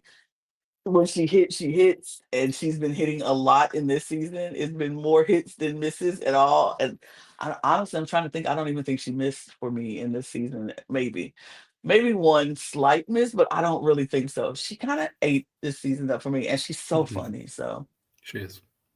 I enjoyed her. I enjoyed her a lot. Um, I go ahead, David. Yeah, I wanted to ask about a different segment because we had the choir come out and sing the song, and all of the queens were up there lip syncing. Was this the same song that they did in the musical in season 2? No, Nope, This it is what was the they same did in song they All did on Stars. Snatch Game. On Snatch Game. Remember at the end It of was a Snatch weird Game, and they moment at started the doing Snatch Game. at the Yes, end of Snatch and it Game, was they did very that. weird because, yeah, I want to I'm still know. wondering why this song of all. You could have done like the slower from girl groups with the choir, the slowest of the three, or something else, or even like the main song with the girl group challenge on which Punani went home, but like in another choir version, because it was so weird then. It was like kind of a necessary "We Are the World" anthem, kind of, and in French, it's even weirder because from the season 2, the musical, the song was really like empowering. It was phenomenal, like, yeah, Congeniality Queen. It was very intense in a good way. And this one seems like a parody, but it's not funny. And it was like that in the Snatch Game, and we didn't get why it was after Snatch Game at all. And now the same with the choir. It actually kind of still didn't do it for I me. want to know what was, because we didn't get a translation of that at all. We don't. I still have no idea what that song means or what it's saying. So I would love if you all would tell us, what does this song say? What does it mean in English, so I know what the translation Really, is? it's really just like a parody of We Are the World, like, but very Good tinted is good, like bad is bad. good, Literally, as in they bad. say in the chorus. Yeah. Good is Good good, is bad is good, bad. bad is Yeah, Because they bad. but we don't know why yes, we are here. the thing is that for me, it's kind of, it flops in between. It's like the anti-gold deluxe situation, kind of with the big minus before, because it could have worked as a very deadpan parody, like in French, like Monty Python style when they like go fully serious, but it didn't go as hard in that direction, neither on Snatch Game episode nor in the finale. And with the choir, it just seems like, so we're actually doing like the kind of Where the World song with those like objectively like deliberately crappy lyrics, which are kind of parody lyrics but not funny. So, and the audience was equally confused actually, all around, everybody around me, like, why this song? Like, okay, we get it. You want to fill up the airtime, but why redo But this song with the choir? it's long. It's long. I was The like, choir was I had beautiful. the choir was Yeah, beautiful. It yeah, I'm sounded happy about great. that. I'm happy It was they brought the queer, which is a queer choir, and a cool I crowd. think I recognize some people like Perostache with drag king, quite famous in Paris. So yeah, I'm happy for that. Yeah, That's I pretty thought cool. they sounded great, but I never knew what the song meant. So good is good, as bad is bad, and now it just definitely doesn't make any sense at all why that song was at the end of Snatch Game, and then I don't know why we brought it back for this performance. So, but shout out to the choir, y'all sounded great. True. This And it is was just funny weird. because at the end of it, Nikki's like, thank you for the queens for this performance. Oh, and the choir, thank you too. Like they were like Right. the I feel like afterthought. it And I'm should have like, been they the were the ones other way actually singing. around. I Yeah. was like, it should have been the other way. Like, thank you for the choir. And yes, the queens are here too. Good. Like we've been showcasing the queens this whole episode. So let's showcase the choir a little bit. But okay. Well, I guess it just does what it does for me. It was like I It was, still don't you get know it. what it was for me? It was basically the Alyssa Hunter bringing in moment. Like, I mean, guess the lovely that she's there, but why? Why? Let's get into that because she comes out and I'm like, why is Alyssa Hunter here? Does Alyssa Hunter even speak French? Can anybody let me know? I'm not So, sure. so I'm she She not does sure. not doesn't. speak French. So she's just coming out to hold this box of pins for every Rue badges for everybody, and she has no idea what Nikki is saying. She's just like, Yes, exactly.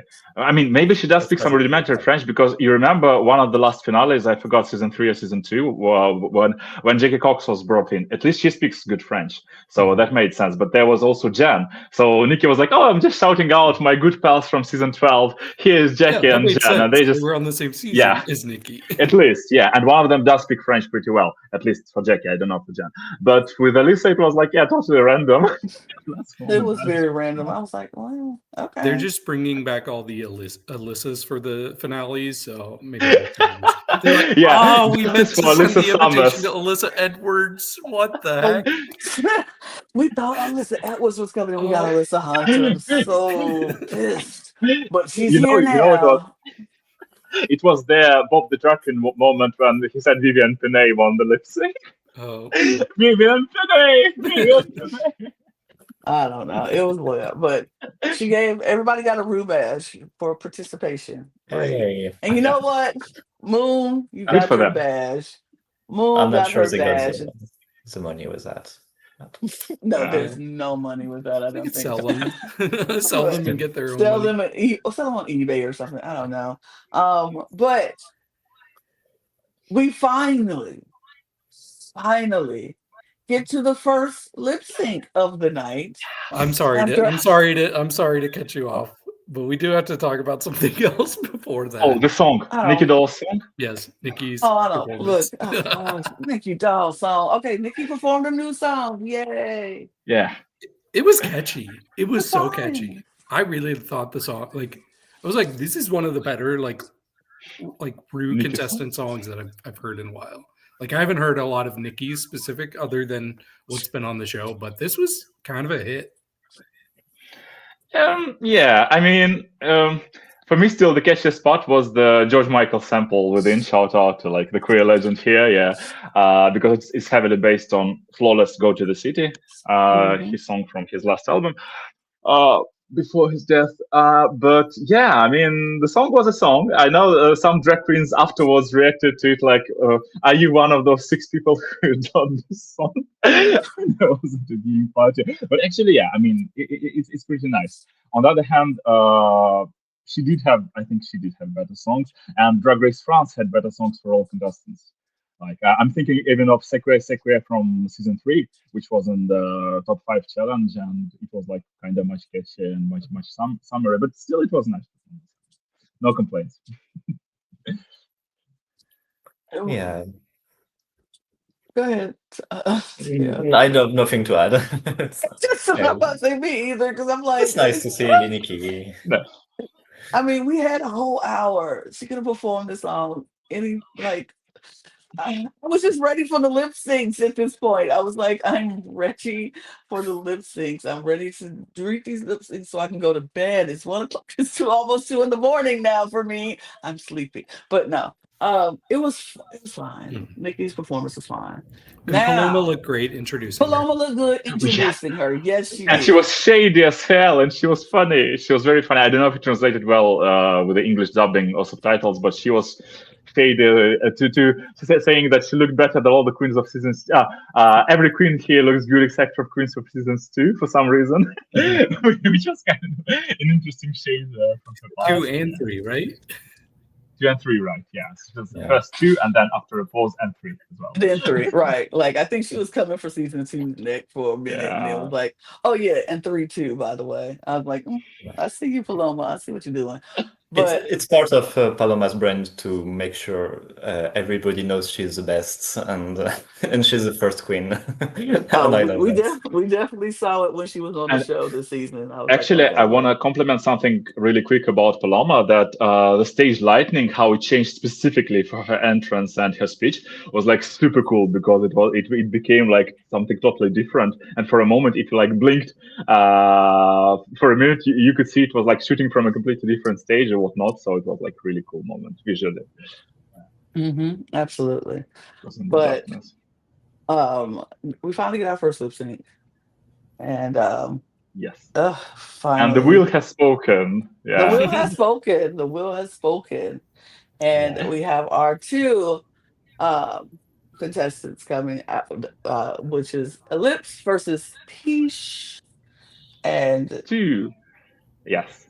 I'm gonna say, Can I when they say first, the name of the song? Yes. Sorry. yes, Go when ahead. they first came out, I was like, what is this song going to be? Because these two vibes is wild to me. 2 Like different not planets. 2 Exactly. different planets. I was like, what? I don't even know what is happening here. If this, but yes, tell us the song and all of that. So, Theo, you want to go or I can go? No, go ahead. So the song, the thing is, and also you forgot to mention a brief detail that Nikki told to choose Elips because she had more badges than Yes. Piche. So that's Yes. why Elips chose the song, and she chose the box number one, which happened to be a very campy disco classic from 1979 by a certain Patrick Hernandez called "Born to Be Alive." What a title! I mean, it could have been a parody in itself. We Are the World or whatnot. "Born to Be Undead." So this guy is actually French, and he's like a one-hit wonder everywhere, not only like in the English-speaking countries with the song, but also in France. And yeah, the single was kind of huge for its time. It did chart in the US pretty highly, like in the top 15, and sold like plenty of copies there. But I mean, apart from I was struggling to find any sports connection, especially with the Piche look. And the only thing I could bring up was that last year it was used. This song was used during Paralympics. I think the closing ceremony, if I'm not mistaken, not opening, the closing one. And as Piche performed on the Olympics, I maybe thought that Piche thought that it had something to do with sports. That's the only thing which explains Piche's look to me. Elips is kind of more ethereal. On one hand, all reveals worked. I think we can all agree they kind of worked here. But the song, as campy, as foolish as, like, I don't know, "You Make Me Feel Material," but sung by a straight guy, basically. Hmm. It's kind of, yeah, it was a different planet. Let's put it that way. Maybe Elips thought that whatever she does is going to be too cerebral for this song, so let me go like with the most out there Harlequin like reveals of all time. And it was a good plan. It worked for her. Yeah. Yeah, I wonder what. Oh, go ahead. No, you go ahead. Go ahead. Okay. Yeah, I wonder what would have happened if Elips had the other song. That would have been weird with this costume. It didn't match at all. It matched a bit more with the disco vibe, I guess. But yeah, I don't know if there is connection with Batman with this song. I don't know. No, I don't know either. I know it was in some ads and in quite a few movies, but also nothing like Batmanish, Batmanesque comes to my Yeah. mind. Batmanian. I just, after looking at their looks, I was like, I don't know what this is about, and so I'm not gonna worry about it. I'm just gonna see what they do with the performance. And for me, this lip sync was very, they both were so different. It was like watching, it was like night and day watching their performances. And like Elips gave me, she first of all of her reveals, crazy, insane, crazy. She reveal. Every trick in the book, she threw it at us, and I was like, oh, okay. My favorite was she took that court jester hat and just pulled it apart instead of like taking it off. She was like, pull it apart, and it's this Right. wig Yeah. underneath, and I'm like, it's okay, work. Then she pulled the wig off, and there was another little cat hat underneath it, or whatever that was. I was like, love that. Everything she did was a good reveal. Like, I was into it. I was living for it. I was loving it. But her performance was just so different from what I was seeing Peach do. Like, Peach was giving us dance and little, little things, like, just subtle things. And then she started revealing a little bit. The three skirt reveal I love. Like, one, like a big skirt to a mini skirt, then that mini skirt into a mini skirt. I was like, I love that. I live for that. And then the just, it was subtle reveals, but it wasn't like as grand as Ellipsis reveal. So it looked smaller in comparison, but it was still good. I don't know. I was just like,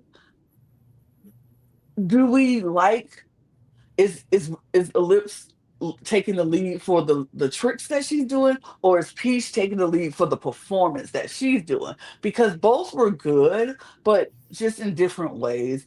I don't know, but I felt like the camera was sending me a certain way. Like, they edited it in a way that they wanted me to look at one particular person more.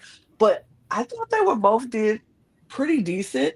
And either way it would have went, I would have understood it. But that's just me. What do you think, David? Yeah, I thought this was a very good lip sync. Like you all said, they both had their own lane that worked well. Like for Elips, it was all about the spectacle of the reveals, and yeah, there was a lot of spectacle there. But with Piche, it was more about like lip syncing skills, like straight up lip syncing skills. And she still did have a few surprises, like the confetti shooting out of her tennis racket, I thought was cool. But for me, the skill won out. Piche was the person who kept drawing my eye, and she didn't need to do a lot of tricks to win this lip sync for me. So, yeah, I actually would have given it to Piche. Yeah, Interesting. We it have a was disagreement. really Sorry. having fun, I think, on this lip sync. Maybe compared to other lip sync on this season where she was very choreographed, something, and maybe not here she was very having fun, being loose, and Mhm. I really liked her performance. So David would have said Peace. Fish one. Theo, who would you have said one? I think I'd say Piche too, maybe. Okay. And Misha, who do you think would have won? Wow, Or should because have won? for me, it's actually hands down Elips. I think it was Elips' Oh. best lip sync of all, and I actually think it was the most perfect time reveals we've seen, maybe like since Philippines season 1 finale or something like this. I mean, because I loved like that every reveal had a meaning. It wasn't just like randomly throwing wigs and stuff on stage and like tearing it, like say. We won't name names, Yeah. but Yeah, but I the think. thing is, yeah, I think I this definitely think side. We're on the ellipse side because I'm with you. I think the ellipse won this one for me. So this side of the podcast is ellipse, The and the Elips. other side is Peach. But the judges agreed with us because ellipse won this Did- lip sync. Interesting. But I love that y'all both Yeah. think yeah, differently. interesting. You know, and it's close enough, and Lips did so well this season, so I was not Mhm. mad at this result at all. Absolutely, I get that. But let's go to round 2 because we did have Mami Watta versus Misty Phoenix. La The garce. battle of the pinks. The Yes. pinks. I love that. All right, so let's start with you, Theo, about this lip sync. What you think? Yeah, I think Song. the face of Misty when she discovered that she was going to lip sync against Mami Watta, and the face when she discovered the song "Say It All." No, I think Misty really battled and was really good, but yeah, Mami Watta was just so magnetizing. It was a. I know she loves the song, so obviously she would perform very good. It's like I don't know what, like morphine versus Dawn situation a bit. Really? Like, Oh. no, that's not much. That far away? Yeah. No, because I was quite impressed with Misty also on this performance at the beginning, I would say, but actually Misty catch up, I think, really good. But Mami was, I think, very precise in everything she was doing, and that's why I agree with her win. By the way, Punani made Mami's look, so she's not. Oh. Recycling again. Yeah. So they're good. What did you think of Misha? I do have a lot of. Interestingly, for me, it was a much closer lip sync than the first one, and actually, given the song, which is like, Theo can confirm that Congolais sous BBL is like one of the tubes of last year / this year because it came last autumn, I believe, and for the past like 10 months, everybody in every club has been going absolutely crazy for this song, and Theodora herself, she's like Congolese, I believe, and the song also incorporates a bit of Lingala language, so one of the languages of Congo. But for me, which is interesting, they both got the BBL part. So they both got the big butts. So that's why I'm a bit like surprised by comparison to Morphin versus Don lip sync, because here I thought they were pretty equal. But also in the song, Theodora specifically raps that her breast is so big it basically makes her neck hurt, if I'm not mistaken. Like it's more or less the direct translation, and neither presented any big boobs at all. So I thought that connecting with this lyric, some of them might pull a Jimbo of sorts, and like be very big and like very precise with both the big butt cheeks and big breasts. Yeah, I do agree with Mami winning. However, I thought this was actually closer for me than the first one. I thought like Elips for me landslidedly won the first one, and here it was close. It also, interestingly enough, knowing that Mami especially loves the song, it reminded me a bit of the first round of lip syncing in season 11 finale when Evie was up against Akira. And you could see that Evie was kind of holding back a bit of her energy, and to me it seems that both of these performers were like so energetic, and the song like kind of makes people go really crazy, like not only drag queens, but like I've like seen straight girls who are like doing all the most butt shakes in their life during these like past few months. They were both kind of holding back, especially given what Mami has given us in a lip sync to Yell's song earlier in the season, À cause des garçons, which is like she was, like, destroyed everything, like every inch of the stage. Here they were both like, okay, we have a shot at the finale. This is the very dynamic song, but we're still gonna like keep it a bit like 80 instead of 100. It wasn't bad by any means. I don't say that like they lacked energy, but given how energetic they both are, I expected them like to be in the ultra rage, like do all split stunts and mega buttocks mood or something like this. But still, it was very good, and I love that they both utilized their butts so prominent in the title and in the song as well for good use. And how they slapped each other, and how Misty had her garçon now trademark even on her butt cheeks. It was like very, very nice. And also the shout out to Mami's handprint on her butt. That was lovely. Yeah. This was my favorite lip sync of the night, actually. I agree with Micha. Like, this was close to me. But I actually thought both of the first two lip syncs were pretty close. They just both had a lot of energy. They both had layers, and the reveals came at good times. For me, I think Mami embodied the song, though, a little bit better. Like, it just feels like more of a Mami song. So I think that definitely worked in her advantage. Yeah, so for me, yes, Mami did win the lip sync. Yeah, I agree. I think it was I thought it was close. I think she did a really good job. Both of them did a good job at this performance, lip sync. It was fun. I didn't know this song. I haven't heard this song before, so I was like, okay, interesting. I don't even know, but see, here's my thing, and this might be an unpopular opinion. I don't know if I liked it as a lip sync song. I don't know, because it was too repetitive. It was too just the same, and I was like, it doesn't do it for me as a now if I went to a club and they played it, yes, I'm dancing, I'm twerking, I'm doing it all. I love that. I like the song. I just don't know if I liked it as a lip sync song. Um, but they performed it well. I love that the artist was actually there to see them perform it and loved it. I thought it was fine. For me, Mami won it, but Misty gave it everything she had, and it was a really good lip sync, in my opinion. And the judges agreed with us, because Yeah. Mami Watta was named That's the nice. winner of this lip sync. So shade to Mami Watta. So we know that our final lip sync is going to be between Mami Watta and Elips for the win. And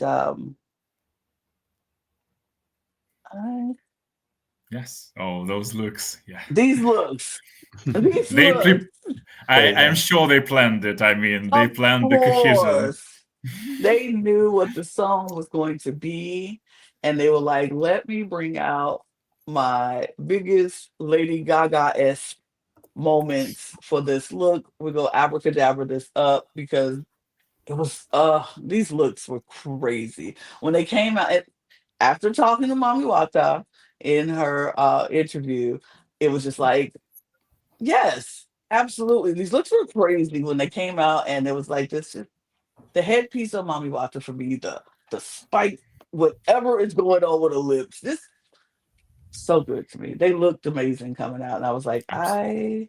I am excited. I'm excited to see what they do, and they did it. So let's talk about this lip sync. I will start with you, David.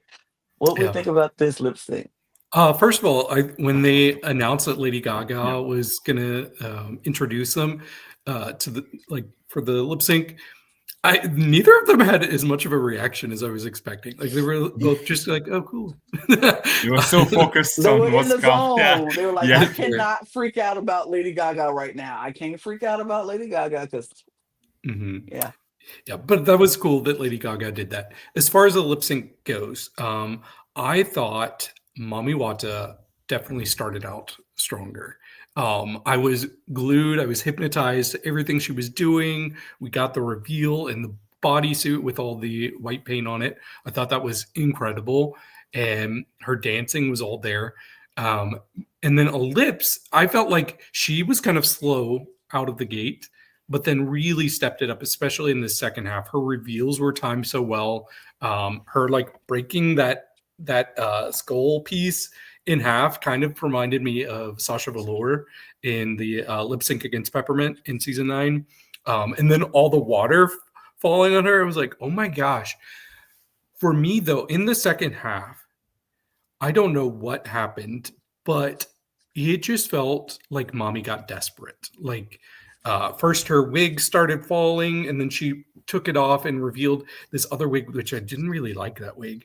And she was like in the water, like sliding around, and it's like, Mami, you need to have some more control. For me, just the sudden decline in Mami's lip sync was very disappointing and scary for me because I'm rooting for Mami to win. And I felt Elips was way more consistent throughout this. So for me, this was the biggest blowout. I thought Elips clearly won this lip sync. And I thought it showed in Mami's face. Mami looked scared after this lip sync too. I was still rooting for Mami to win because I think she's done the best this season and I love Mami. But based on the lip sync alone, Elips took it hands down.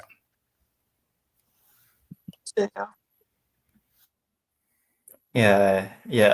I was going to say same things. First part, I'm really on Mami. She's giving full intense facial expressions, or she starts dancing on the chorus. It's very perfect. But then it's Elips who does that with less dancing, and I guess she was very focused on her reveal, and but yeah, she was very more present, I think, on while Mami was not very clear. I don't know if there is something that didn't work or it was really your interpretation. I'm not sure, but I was more focused on Elips on the second part.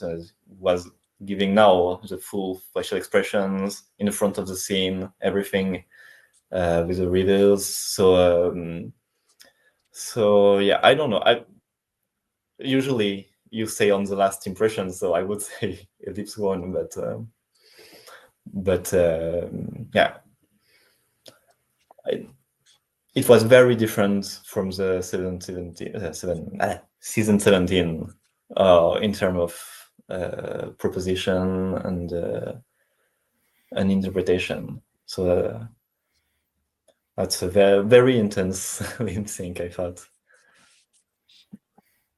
Micha? Yeah, that was indeed a very intense lip sync. I would start saying that I agree with Mami that it was better than season 17's finale lip sync as a whole.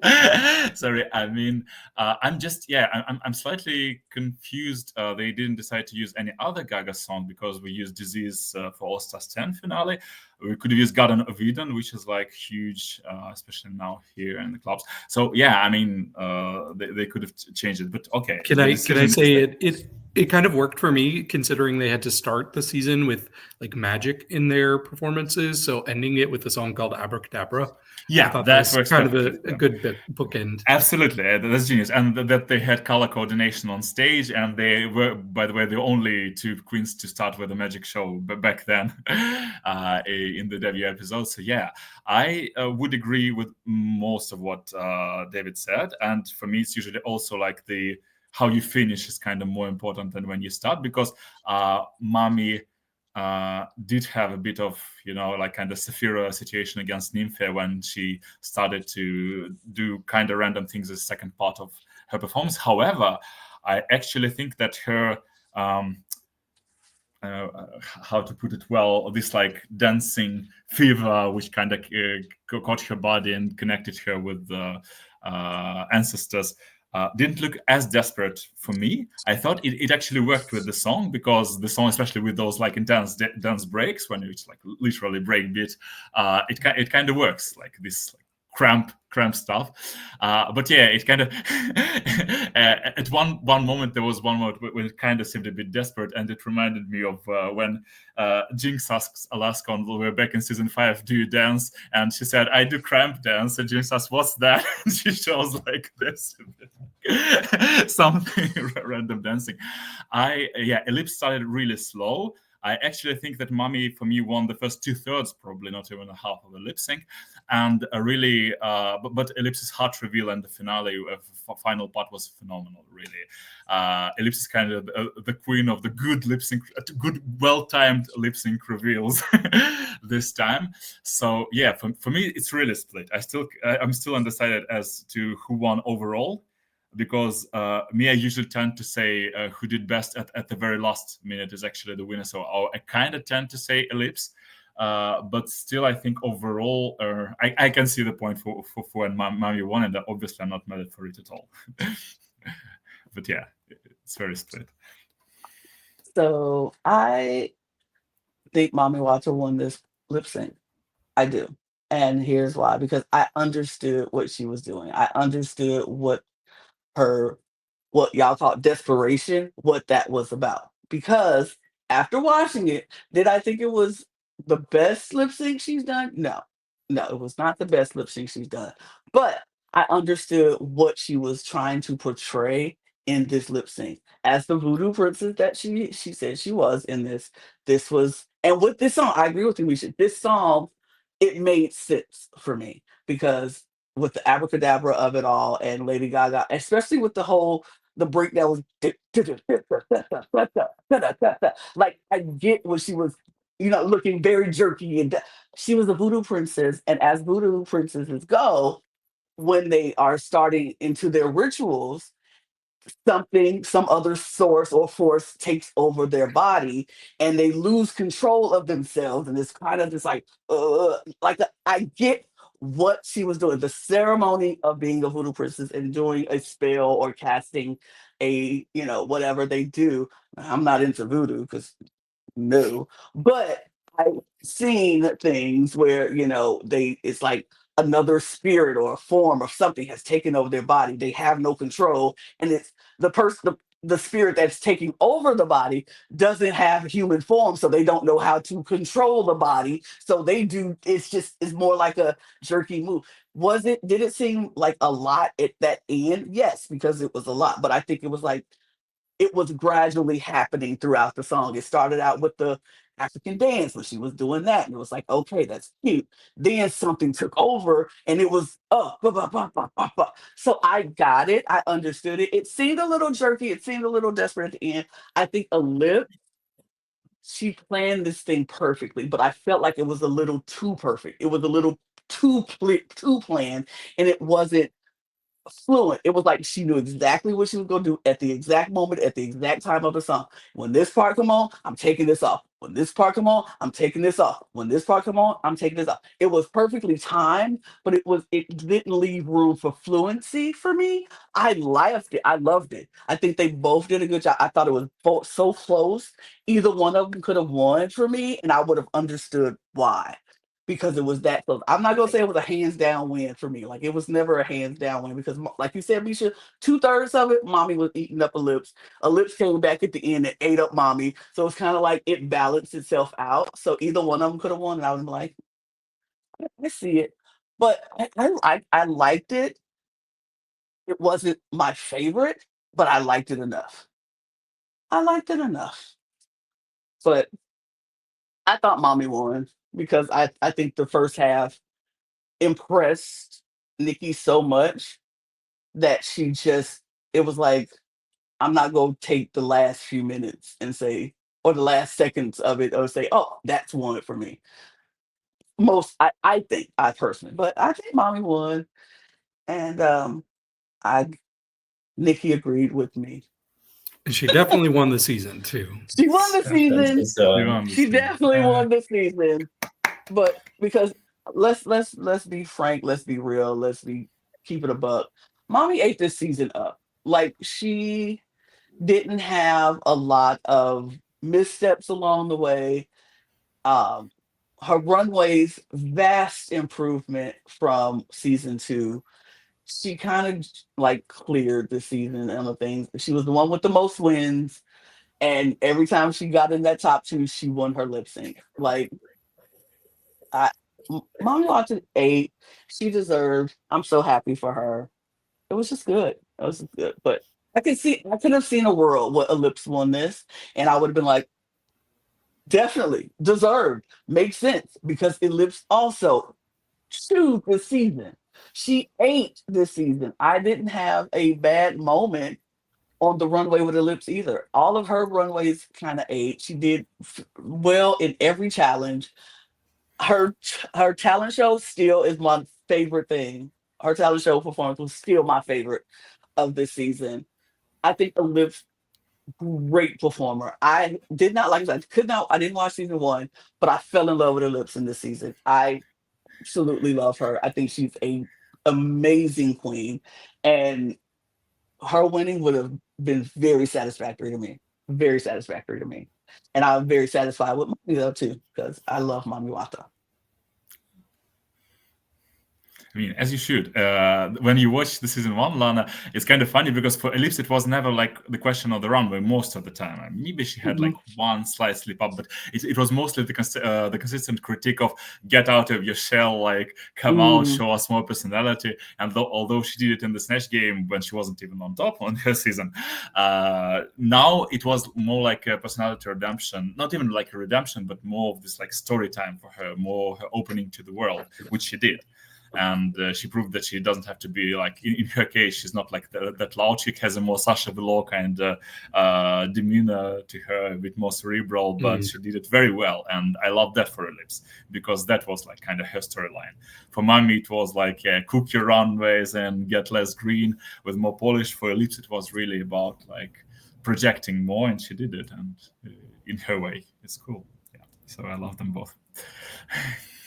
Yeah, it was. I think it was 2. I was really expecting to watch because I knew I've seen they were having a lot of progressions in their season, so I knew that they were going to deliver, and I'm so so great they could do all that.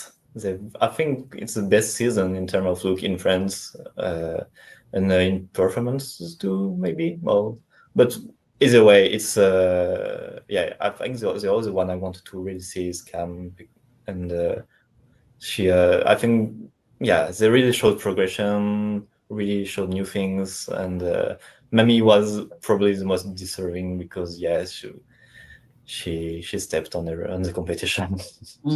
I think around me most people were Team Elips, but if Mami Watta wins, it's okay. We understand, and it's completely deserved. Yeah, it's funny thinking about like back when we did our cast assessment for this season. Really, these finalists like kind of show how right I was and how wrong I was, because if back when we were starting like the season, I was like, okay, well, Elips seems like somebody who could be an easy first out. Yeah. Like she made probably the least impact. I think she even made less of an impact on season 1 than Magnetica made on season 3, personally. So yeah, I could have seen her being first out, and so she just kept surprising me, and she's grown to become one of my favorite French drag queens. But on the other hand, I remember saying, I think Mami Watta is the one to beat going into this season.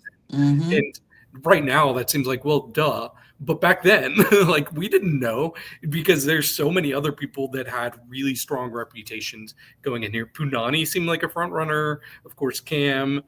Of course, Piche. There's lots of people that could have been winners. But once we started actually watching the season, it just kind of fell into place for Mami Watta.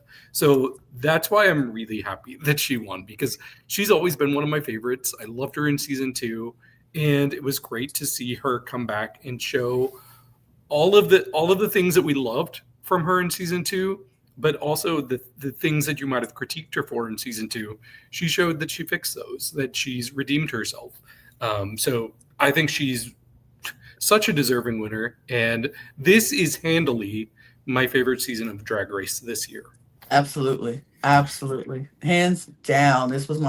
I looked forward to watching France every week. It was like, is it out yet? Is it out yet? Is it out yet? Like, those are the ones I was waiting for. In certain seasons, and I'm gonna be honest, in certain seasons, I'm like, ugh, I'll watch it because I have to talk about it on this podcast and I'll watch it. But it's this season, I was like, no, I'm just gonna watch it, even if I didn't have to be here, even if I wasn't watching, podcast about it, I would have watched this season. It's just that good. This France and Brazil, y'all kind of eating up right now this season. Y'all eating it up right now for me. I look forward and Slasian.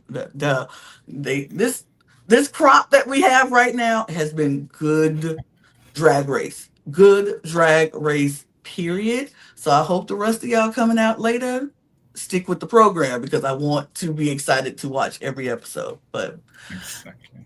overall, this was a good finale. It was a lot of filler, but it was still good. And the winner is well deserved. And I'm very happy that we got to cover this season, go through this journey, and talk to the winner of the season. Yeah, if y'all, like I said, if y'all have not watched our interview with Mami Watta, please go do that like now because it's so good. So check that out. Misha, Theo, we are so thankful and grateful to have you both here and joining our panel. And we cannot wait to have you back for many, many more podcasts. Anytime, any show that y'all want to watch and be a part, y'all in the Discord now. Y'all know what we're doing in there. So just say you come in and we are excited to have you. We cannot wait to see more of the both of you. Welcome to the Cut family. Thank you. It was phenomenal. Thank you. Love it. But we're going to get out of it because here we are starting out this podcast like, oh, we won't talk about it long because No, this it's too much to episode say. wasn't that much to talk about. 2 hours later, we're still talking about it. But that's just us here. So it's okay. It's what we do. It's what we do here. But we're going to get out of here because, unsurprising to anybody else, we still have more podcasting to do today. So It's true. I do have more podcasting to do today. So we're going to get out of here. We appreciate you all taking this journey with us through all of the season of Drag Race All Stars. It's been so much fun. I can't wait to the next season. Like, bring on season 4 right now, or season 5, season 4, because this is All Stars, different thing. Bring on season 4 like tomorrow. That'll be great. Yes. But And also I- bring all the I French hope- speakers across the world. Yeah, bring like France across the world, but in French languages, in French language. Yeah. period. Because we can do it now. We have so many queens from different franchises speaking French. So yeah, that's gonna be phenomenal. That would be fun. A France versus the world. We gonna say Yeah. Thomas? Tia. I have to say I'm just a bit worried about the franchise in France because Ooh. it's by the public service, the public television, so it's very dependent of the political context, which is Oh, not good. well. And I think the third season they were like it's not that good, and maybe we're going to try to bring it back to the season 2 level. It felt a bit like that, and so it felt a bit soon to me that they made a whole star, but it turned good, so I'm happy, and I hope it will continue. hope. We hope and we pray that it happens because I need it. I need more French drag in my life. I love it. But thank you all for watching. We appreciate you. If you haven't subscribed to this channel, please do so now on your way out. Subscribe to this channel and all of our other channels. All the links will be in our description below, as well as our audio podcast links, our Patreon, all of our socials at The Cut Pod on Twitter, Instagram, TikTok, and Blue Sky, and where you can get your mug at lanagcreations.etsy.com. And on that note, we're going to get out of here because we got stuff to do. But you go watch the next video. Watch the next video because keep supporting us and we appreciate that. So cheers, y'all. Cheers. Au revoir. Yes. Au revoir. Bye.